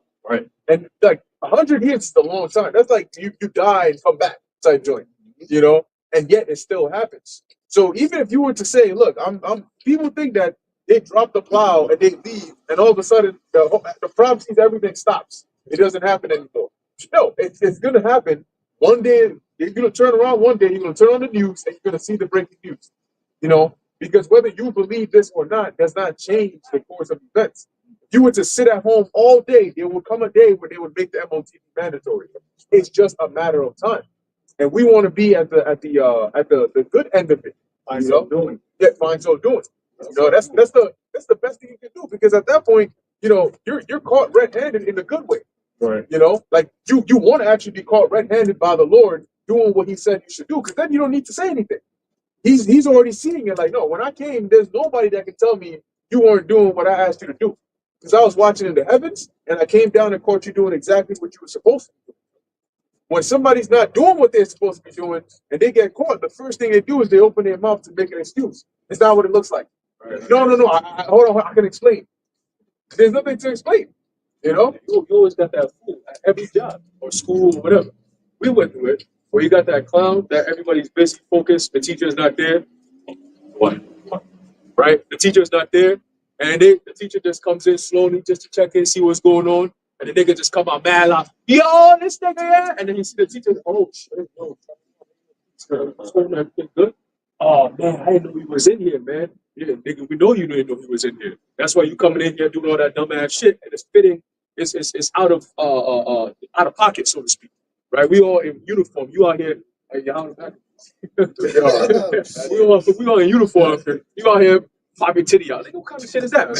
That nasty ass shit. That shit was crazy. See, a nigga like that, he said he's so busy. I'm so busy serving the Lord, I ain't got time to take care of myself. Fuck out of here, man. Fuck out of here with that little ass shit. Man. that's crazy. But he's the type of dude. And it's just an example. There's a lot of dudes like that in Israel, man. They're full-blown clowns, bro. They got the certificate of being clowns. And when the Lord comes back, they're going to be the ones to pop out. Hey, Lord, hey, so what? Lord, have I not prophesied in your name? Those are those clowns. You see? And then what happened when the Lord turned around? What the fuck is, what voice is that? Let me turn around and see, because that voice is not familiar to me. Now what? Oh, Lord, I was saying your name, Lord. I was working so hard for you, I couldn't even take care of myself, Lord. All this extra shit, you know? And it's like, you're When the Lord said, "He that defieth His temple, the Lord shall destroy." Like your appearance, it gives everything away. You don't even look right. And you might be known in the heavens, but for the wrong thing. And that's the worst kind of thing to be known for. Like if your name comes up and everybody, yeah, we know him, but not for what he wants us to know him for. Yeah, you infamous, and that's even bad. You know, that's worse. That's crazy. Judgment. That's judgment, though. That's judgment. He doesn't see it like that, though, but that's okay. There's a whole lot of dudes that the Lord's about to smoke out very soon, man. Yep. Hey, but you know what? That's they're still doing the work of the Lord. They're just doing a different kind of work. Yep. You know, like in every company, there are different levels of work that you do.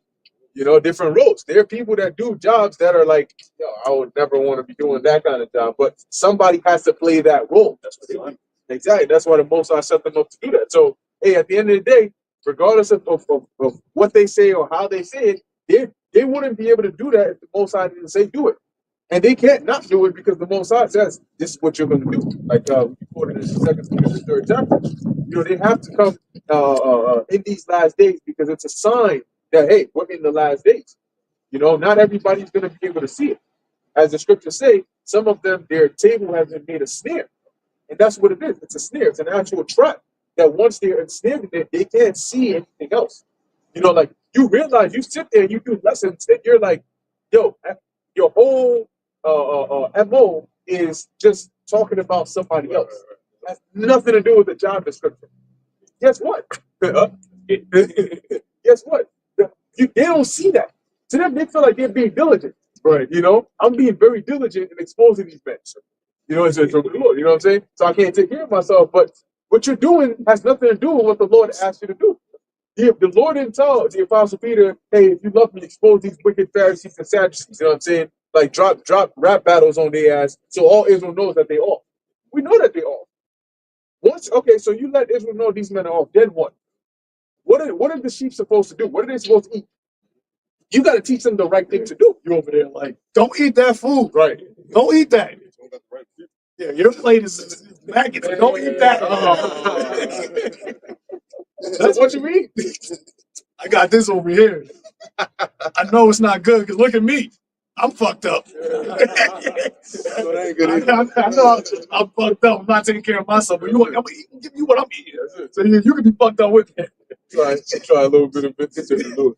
Oh, I got that precept. Romans 11, verse, we'll start at verse 8. It says, I'll start at 7 in NLT.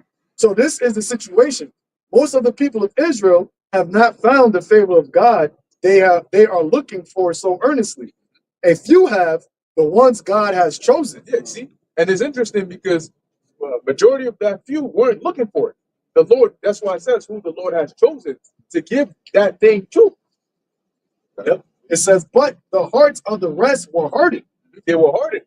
And when your heart is hardened, your mind is hardened, it doesn't matter what anybody tells you, you can't turn away from that. That's right. Got it?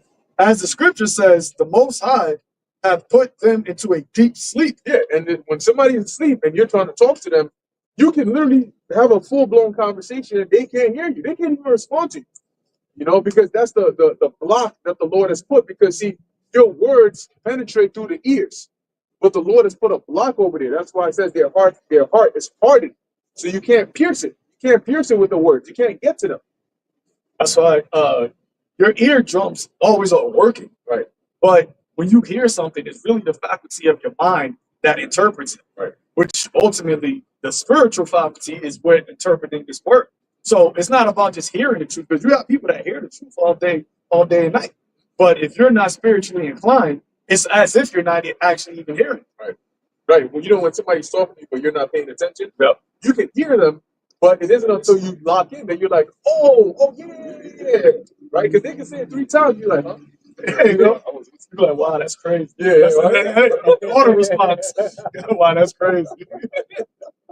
But hey, that's what they about to find out. Because they saying you about to live the wow, that's crazy. And we've been saying what's about to happen is crazy. And you're just like, oh yeah, that's crazy. That's crazy. But then it's going to be really crazy. But yo, why didn't you tell me? Like, yo, you just said, you've been telling me what's going to happen. It says, to this day, he has shut their eyes so they do not see, and closed their ears so they do not hear. Right. And that's not in the literal sense, but as it says, to this day. So that means even going back to the very beginning, the same people who were blinded back then have been blinded all throughout. The Lord made it so, and it shows you it's more than a fleshly thing. You know, it's a thing of the spirit. So whether they come back as a nobody, or they come back as a king, or they come back as a nobility, they're never going to be able to actually receive that understanding. On the right-hand side is the same thing. It's regardless of what state you come in as a believer, you're always going to get it every single time. And then you have the ones that hear it, but then they go back. Right. You know, and that's even worse, because that's like, as the scripture says, that's like a dog returning to his own vomit. It's one thing to vomit, right? But then it's one thing to vomit and eat it. Oh, That's worse. yeah. Because like, I mean, I don't really vomit, but I've had vomited before, and that shit hurt. Like, but then imagine going back and eating that shit. That's why I said that. Oh, it's better if you didn't even have known this, Right. than to have known it then turn back. You want to get beaten with many stripes, man. It'd be better for you to just go to the spirit world. Yeah. Because you don't have to actually live through everything that you used to talk about, saying you used to be on this side speaking the truth, and then you went and became an adversary against it. Now you're going to have to live out the adversarial part of it, knowing that you was actually on the other side of it, Right. where you could have been protected. Right. You're going to know every single bit of it because you were teaching it. Yep. You're not going to have the mercy of ignorance. Right. All right, this is bad, but hopefully maybe this is it. We can't take no more. You're going to know that there is more, and that you're going to have to take more. You're going to know that you're going to be beaten with many stripes. So you, as somebody who was without, might both be in a concentration camp. In the back of your mind, you know, shit, if he gets tortured and I get tortured, I'm getting it worse. I'm getting that many stripes. They may take him for an hour and bring him back. I'm going to be in there for 2 days. You know? Hey, but you know what's crazy? Even in peaceful society, you can't plead ignorance to the law. So how much more the Heavenly Father? That's why He sent prophets out here. Right. So if something happens, oh, Your Honor, I didn't know that this. No, you can't even say that. That's crazy. You at fault right away for saying some shit like that. Oh, I didn't know that that was It's your even duty. wrong. He'll tell you. It's your It's your responsibility. responsibility as a citizen. Especially if You you're know driving. yeah. How you behind a wheel, a machine, but you don't know the rules of the road? What are you doing here? How'd you get your license? You know, It's like we just said, two people in a concentration camp, and then you get that pressure to get the MOTB. You might have some people that may not know the consequence of getting MOTB. Right? They just be like, oh, no, I just got to do it. I don't want to, but But then you got the one person that actually knows the consequence, but because he doesn't have the spirit of the Lord on him to keep him from that temptation, he's like, and he just with it in his head, like, yo, I know I'm going to get destroyed. Yep. Like that's it. Yep. You know you're going to be destroyed. Yep. And there's nothing you can do to change that. You sealed, like you got the one person like, yo, I didn't know I'm getting hit with a bomb, like I didn't know. But yeah, the other damn, like that's I take the spirit out of that person a little quicker than you. right. Yeah. Y'all burning together. Next thing you know, they stop screaming. You just looking at he's by yourself. Yo, Oh shit. That's scary. Bro. Oh shit. There's a little bit more of this.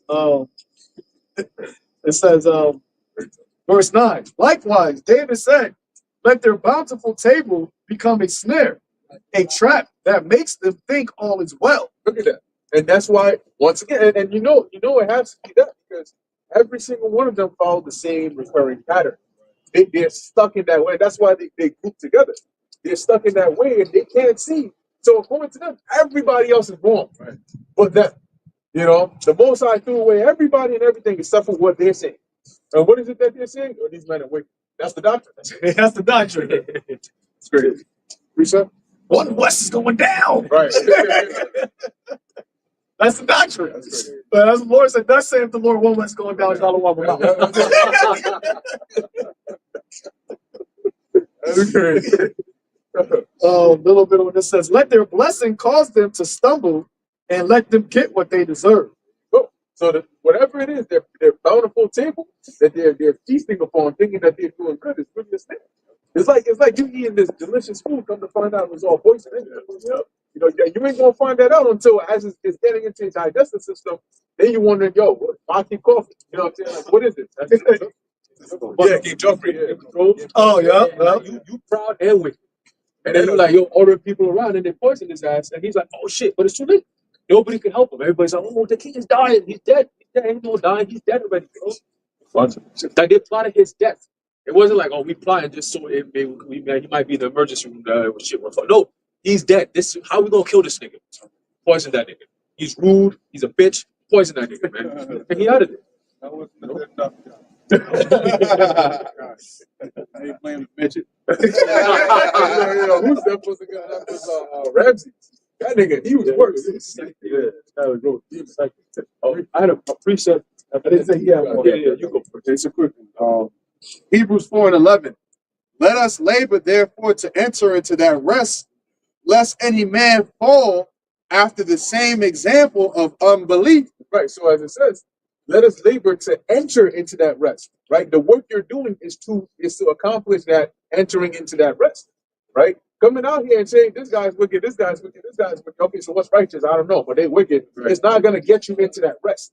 Okay. The Most already knows who's wicked and who's righteous. What more are you doing? So labor that you may enter into that rest. So you'd ask yourself, Lord, what do I have to do to get into that rest? What is it that you want me to actually do? Because you're the one who can open that door for me. Well, the Lord told you. I said, feed my sheep. So then that's it. Feed the sheep. When Paul and Barnabas had that disagreement, you don't read in the letters of Paul, he's telling the Corinthians, hey, watch out for that dude Barnabas, man. That dude, he likes to support lukewarm ninjas. You know what I'm saying? So don't rock with him. If he comes over here, no, don't mess with him. And you don't see that back and forth. They're like, all right, I'll do it. I'll do the work over here. You do it over there. So at least we're still doing the work. That's what matters. You can't come against the truth if you don't know the truth yourself, right? If you don't know right from wrong, you sit here saying, well, they're wrong, but I don't know what's right. So then how can you say such a thing? You can't utter what's right or wrong. You don't have no discernment. What's the revelation? What's the breakdown of the MOTB? Oh, I don't know, but I know they're wrong. How? You don't know what it is. You see, but that's what sideline hoes do. That's like sideline scoffers do. They just want to point, yeah, like the dude that's on the court, you know, like LeBron, like Kobe. Maybe not LeBron. Watch it. We get to talk to him after about that.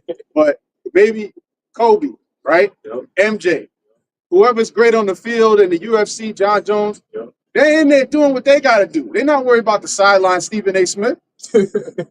Stephen A. Smith, what does he do? That nigga put up 2 points his whole career in elementary school or whatever. But it's funny because he has a large following. He That's does. what people like. People like to hear the shit talking about other people. Yeah. That's why when you watch videos, the most viewed videos is ones that are being shit talked. Controversy. Yep. There was a quote. I forget. I don't know if it was Oscar Wilde or somebody. He said, "Nowadays, people know the price of everything and the value of nothing." Right, and that's true because that's a society that's been bred through the school. You know, you're not really learning real shit. You're just learning things that's to keep you busy. You know, and then you grow up not knowing shit, and then the government keeps taking advantage of you. And then you go to college, get a degree, just to go work at McDonald's, and then get fired from it. You can't even do a McDonald's job right. Yeah. You know what I'm saying? That's the society that we're living in now. You talk about, oh, America in the next 50 years. There ain't no hope for America in the next 50 years. Why do you think all these companies are switching to automation? Because they're like, no. We can't deal with this. If after CV, we've seen the trend. We've seen how people are moving. They're not like people anymore. It's like there's a certain spirit that came in and a certain spirit that left. See what I'm saying? The righteous spirit or the actual spirit of sense is gone. It's gone completely. The way people drive, the way people talk to each other nowadays, you know, even the way people perform at work, it's laziness, man. Everything is just like lazy, whack, soft. Men have become very effeminate. Like, and Zaquan, we were talking about it the other day, where people are the most offensive people are the ones who get offended the most. How the fuck you gonna be the most offensive, but you take offense to everything, man? What's going on there? There's clearly an imbalance. Was there, it throwing stones in the glass house? in the glass house. Yeah. You know, like it's not gonna hit you. So what if somebody throws a stone at you? Your whole shit is cracked. You know? So since you said that, actually, I forgot. There's something you mentioned. America in the next 50 years and how the automation is what you mentioned. And what I was saying to you earlier was apparently they're saying that with like this whole AI stuff, with the large language models, the actual part that does the reasoning, they're saying that apparently these models actually like they think, but they don't think in like English or some other language. They have their own like AI kind of version of a language that they think in. Gibberling, you said, which is like how you have that voice in your head whenever you're like reading something or thinking. There's a voice in your head. So they're saying that the way they thought these LLMs worked was just by like predicting what's the next character and so on. But they found out that instead they're actually thinking like in their own language or whatever. Yeah, exactly. And then giving a response based on that. And so they were like, that's actually like more sophisticated than they thought, right? And I was remembering like how we were saying how you have these demons that can actually use those as vessels, you know, and reason with them, right? You know, and use that to do all these things. So when robots go rogue, like in the movie I, Robot, you notice their eyes turn red. They went from blue to red. And whenever they go rogue, it's never to go rogue to do something positive. There's always something negative. Skynet, right? The Terminator series and all that. That's real. Hey, there's a video that I just saw a couple of days ago. I think it was on Kawasaki. Oh, with the That shit. I said, yo, they turned the whole. Well, you gotta explain what it is. Yeah, it's like It's a robot. it's dog. like a robot Right. dog, but you can sit on it and it's like a motorcycle type. Yeah, but it has legs and jumps and And it's jumping over terrain. I said, yo, you being chased by this shit. That nigga flying over shit, like, you know, jumping. I'm like, They yo, don't get tired. You know, it's not like I can outrun them. nope. Imagine that with demonic possession, because remember, the word demon simply means intelligence, right? So when you say artificial intelligence, you go. And Elon Musk said, oh, with AI, we're summoning up the demon. Summoning, right? So they're conjuring up these spirits. They got CERN and all these different things, man. You know? But that's in Black Mirror. There was an episode with the tiny robot. There was like a robot that was chasing the person and chased them every day through water, through snow, through rain, and finally caught him in like some small factory building and killed him. Yeah, a warehouse. Killed him. That shit chased them like all over the whole map, wherever you went. Yeah. That's also they show you in a movie called there was a YouTube movie called Machines of Men or something like that. Some shit of men. And it was literally Esau coming up with DARPA and their robots, the killer robots, and they sent them to a different country, like a remote area. And they just dropped the robots over there, and then they see how the robots perform. And they hire techniques, right, who will come like looking for a come up, but they're real smart. They just don't have the opportunity. Right. So they say, look, we're going to hire you, give you a contract, and we're going to work on something that's classified. You can't talk about it. You don't have no relations with your family. And guess what? If you dare talk about it, see this video right here? Who's that? Oh, that's your mom? Oh, that's your wife? That's your son? Okay, yeah. Just so you know, we know where they are. All right? So now go ahead and go do the job. And they sit in this small little room somewhere, and they have all the capabilities, and they get orders. And they do, they said, do this. Oh, shit, but there's a family over there. How you going to expect me to, you want me to wipe them all out? Yeah, you better do it, or your wife is going to get wiped out. And it's like, okay, well, you have a choice between wiping out people you don't know in a foreign country, or your family get wiped out. And then they promise you all these things. You end up doing it. And at the end of the day, they kill you on top of that, man. So now you finish the job. You committed all of these atrocities. And you don't even get paid because your wife and your life is gone. That's what Esau does, man. But I had this precept. Yeah, it's like that Eagle Eye. Eagle Eye. You had Shia LaBeouf. You had basically was an AI. Monsters of Men. You had an AI basically setting up the people to try to basically create a catastrophe upon, I think it was like governors or like I forgot exactly what it was, like somebody higher up, but the AI wanted to keep it going. Oh yeah.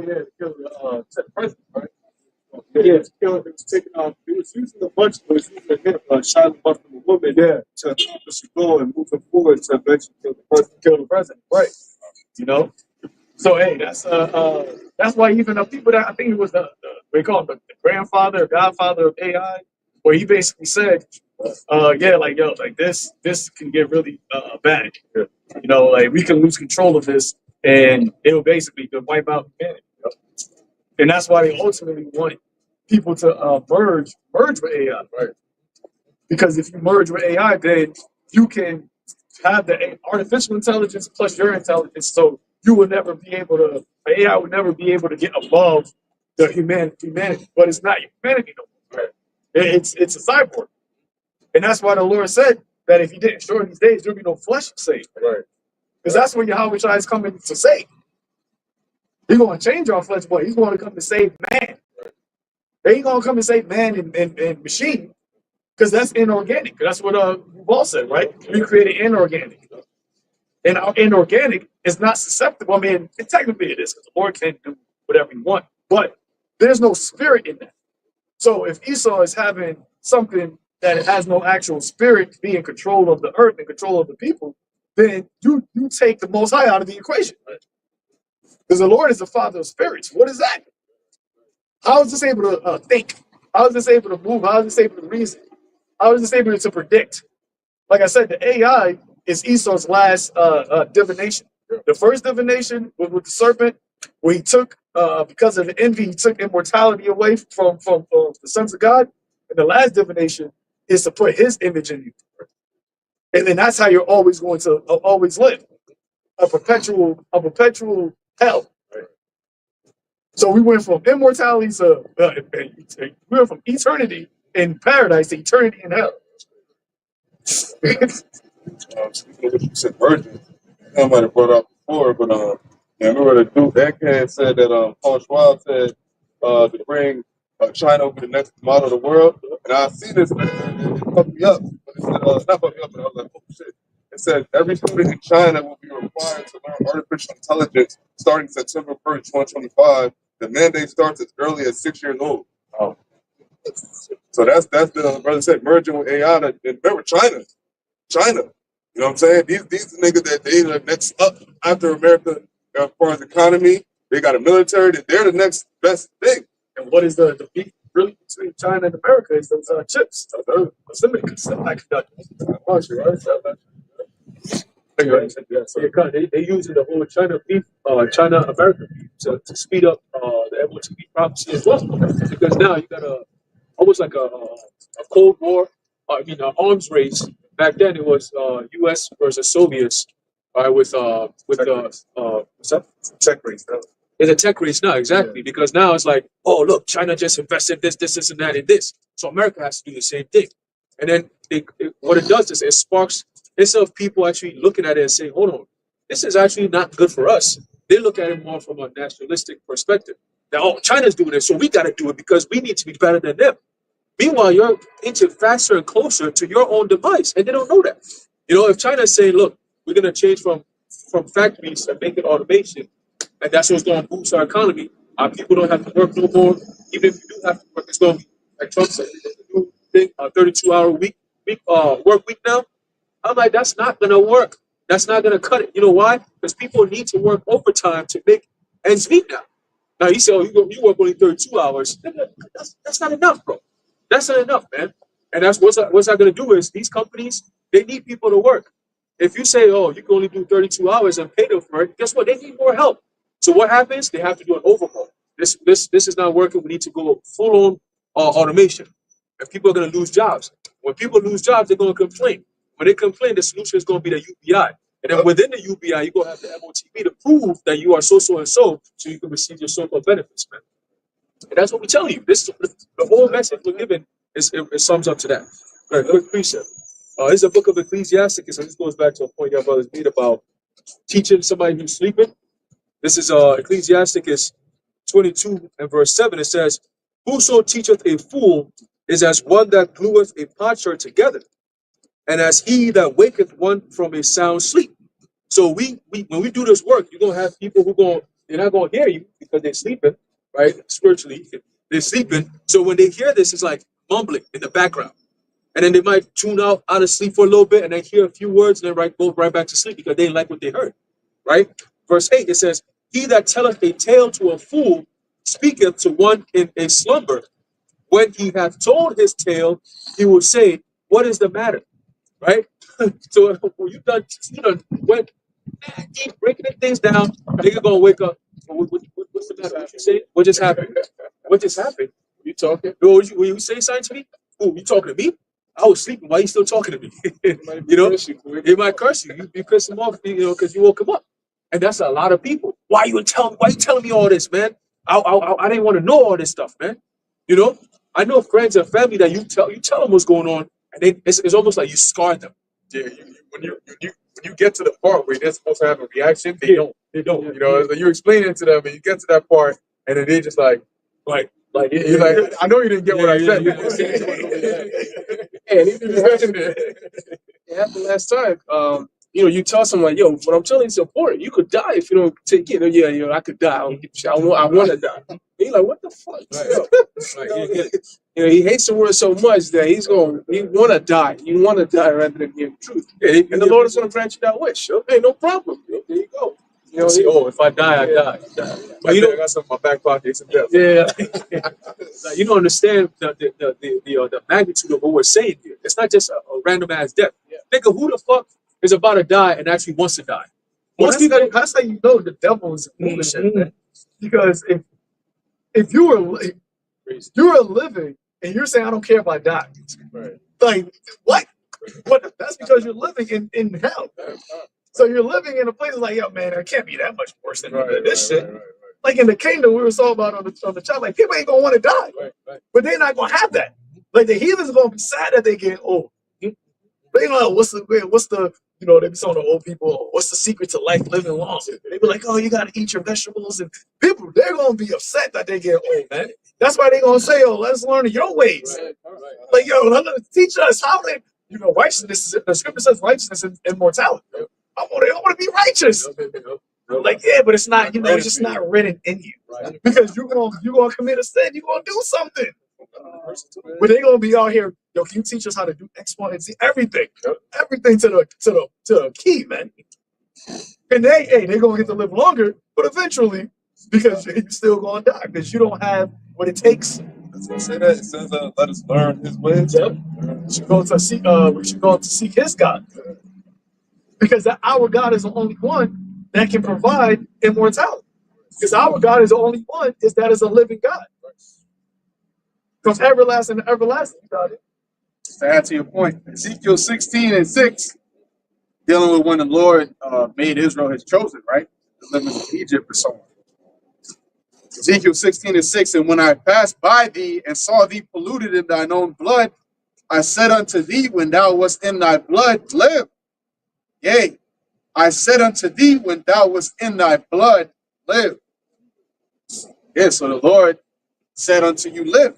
No, in other words, we were in a fucked up condition, like a baby that was just thrown out in the field, right, with the umbilical cord hanging out in the pile of blood. Right. And the Lord found us and said, live. I'm gonna make you my people. So this is life.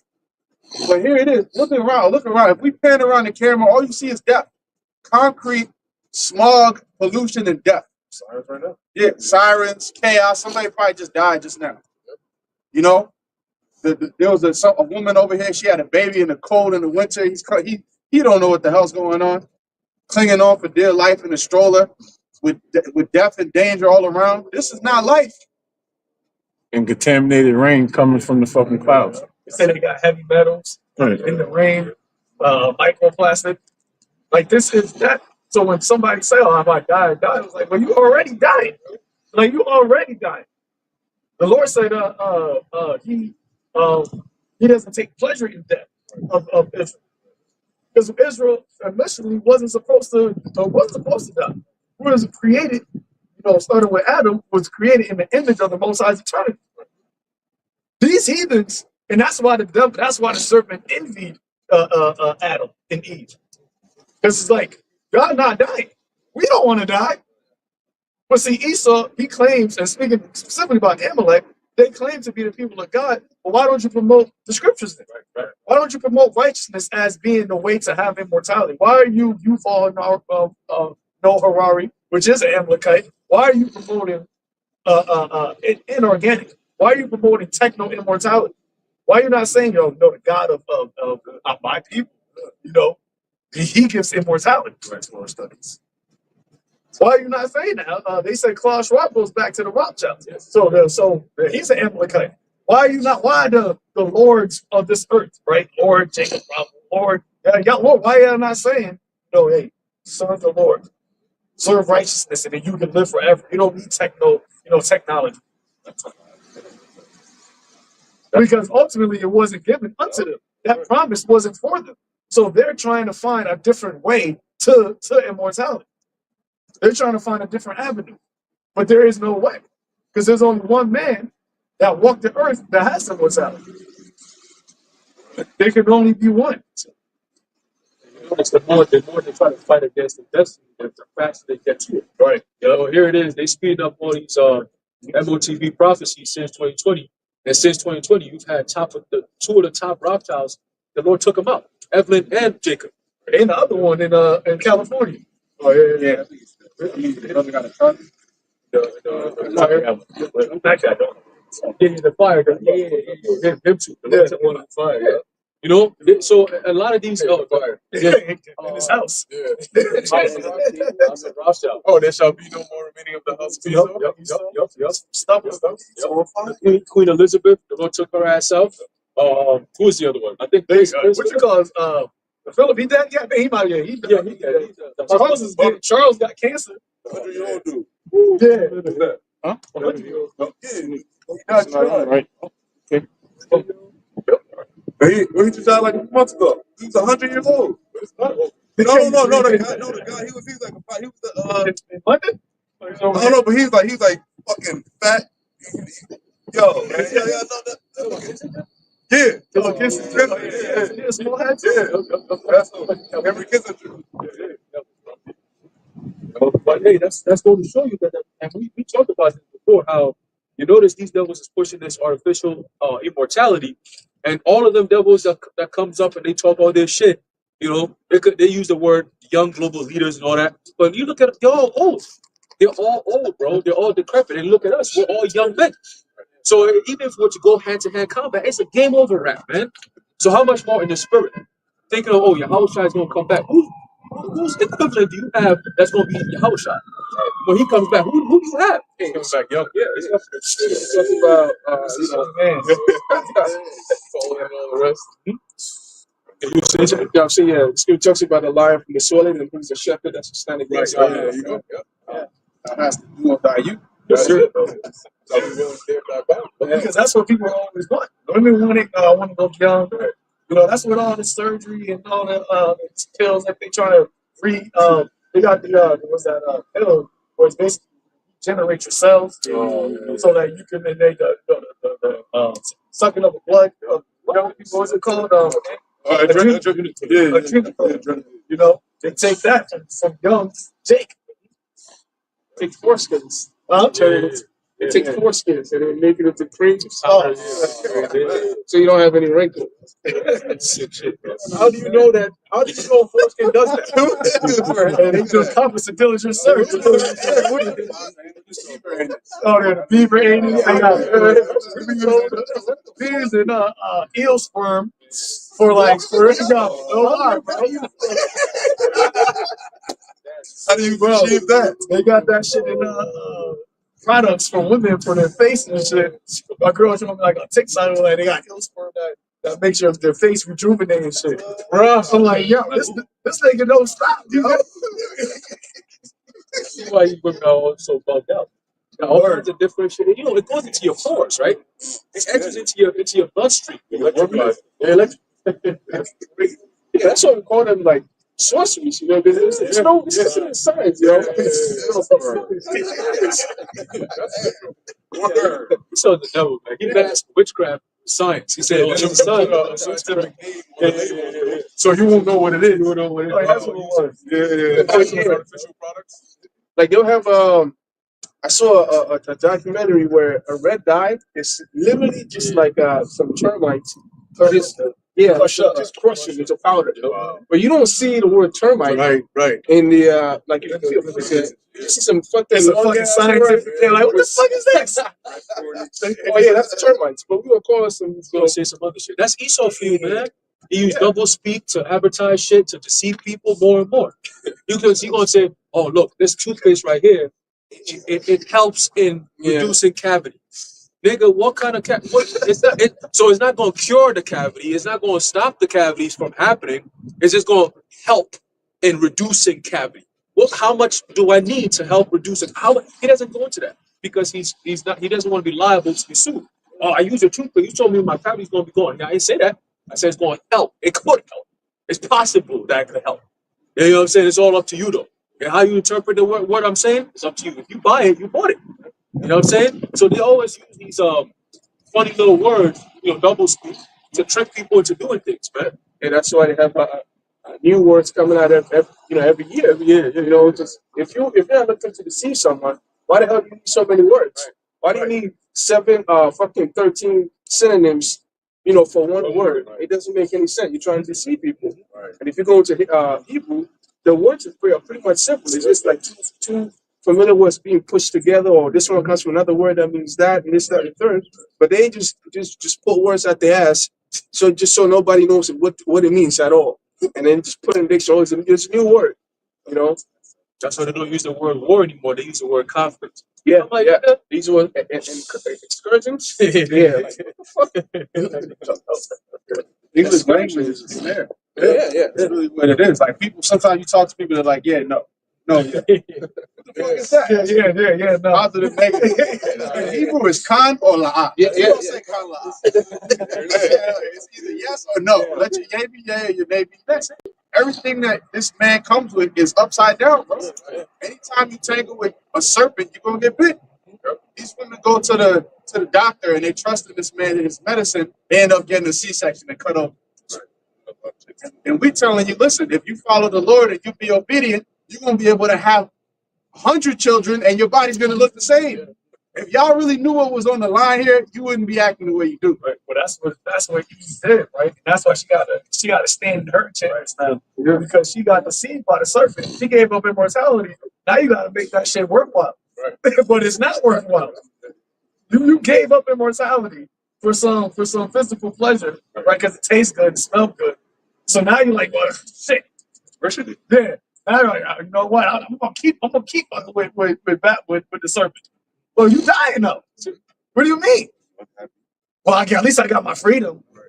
They don't even see him as the devil. They just see him as your partner. You know, they see the white man as the deliverer. So they'll fight their own people, their own men. You know, just so they can exalt Esau over their men. Yep. Guys, I'm going to close it out. Actually, let's close it out when Isaiah 30. I think. Yeah, I got it. Yeah. What's up? What's up? Yeah. Isaiah chapter 30, verse 1, it says, woe to the rebellious children, saith the Lord, that take counsel, but not of me, and that cover with the covering, but not of my spirit, that they may add sin to sin. Yep. So that's saying woe to the rebellious children, man, because once again, you can see who the people are that are rebellious, man. Because the Lord laid it out. He said in second Ezra that He gave you the wine. You know, the wine path was right there, but you revolted against it. So, woe to the rebellious children. Now you taking counsel, but that's not of the Lord, because the Lord is providing you the wise counsel through His men, through the prophets, telling you, hey, this is the path walk therein. You want to find rest? This is how you rest. This is how you have safety. This is how you have security. This is how you have happiness. But no. We don't want that one. We want to go our own way. So you add sin unto sin. And the scripture tells you that what wages of sin is death. So you gonna get exactly what you want. You know? That's it. Go ahead. Isaiah chapter 30, verse 2, and it says, that walk to go down into Egypt and have not asked at my mouth to strengthen themselves in the strength of Pharaoh and to trust in the shadow of Egypt. Yep. So you trusting in Babylon, you trusting in the quote unquote vision that these Edomites are telling you, or that they had when reshaping the future. What do you think that future looks like for you? Look at the past. Look at your past on how this devil worked, how he moved. You can't find a time in history where Esau was good to Jacob. That one point where it was like, oh, Esau, man, you a good guy. It might have been even when Jacob had a fight with Esau, and then the Lord had to put a spirit on Esau, because Jacob prayed, was like, yo, he gonna kill me. He was like, all right, now, make sure he cool right now, because I have a story to play out. But this seed, that nigga gonna hate your seed. And that goes back to the garden. He said, what? You should put enmity between the earth seed and thy seed. So it's always been that way. But here it is, you going to him for help. Never trust thine enemy. But now we're gonna trust him.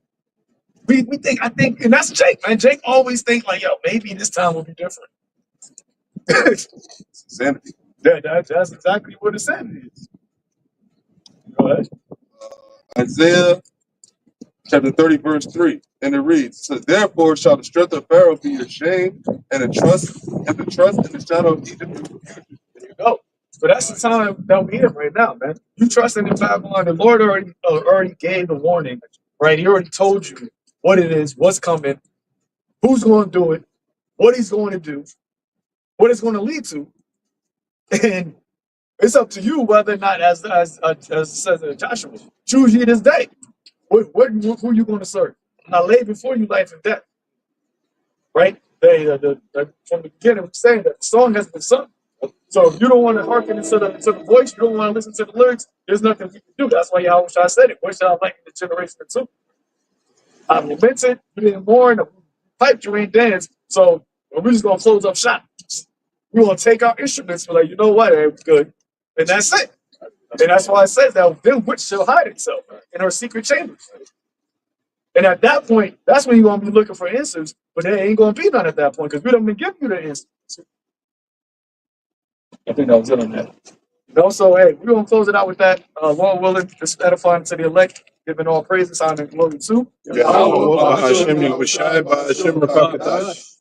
next time, shalom to the elect. That's it.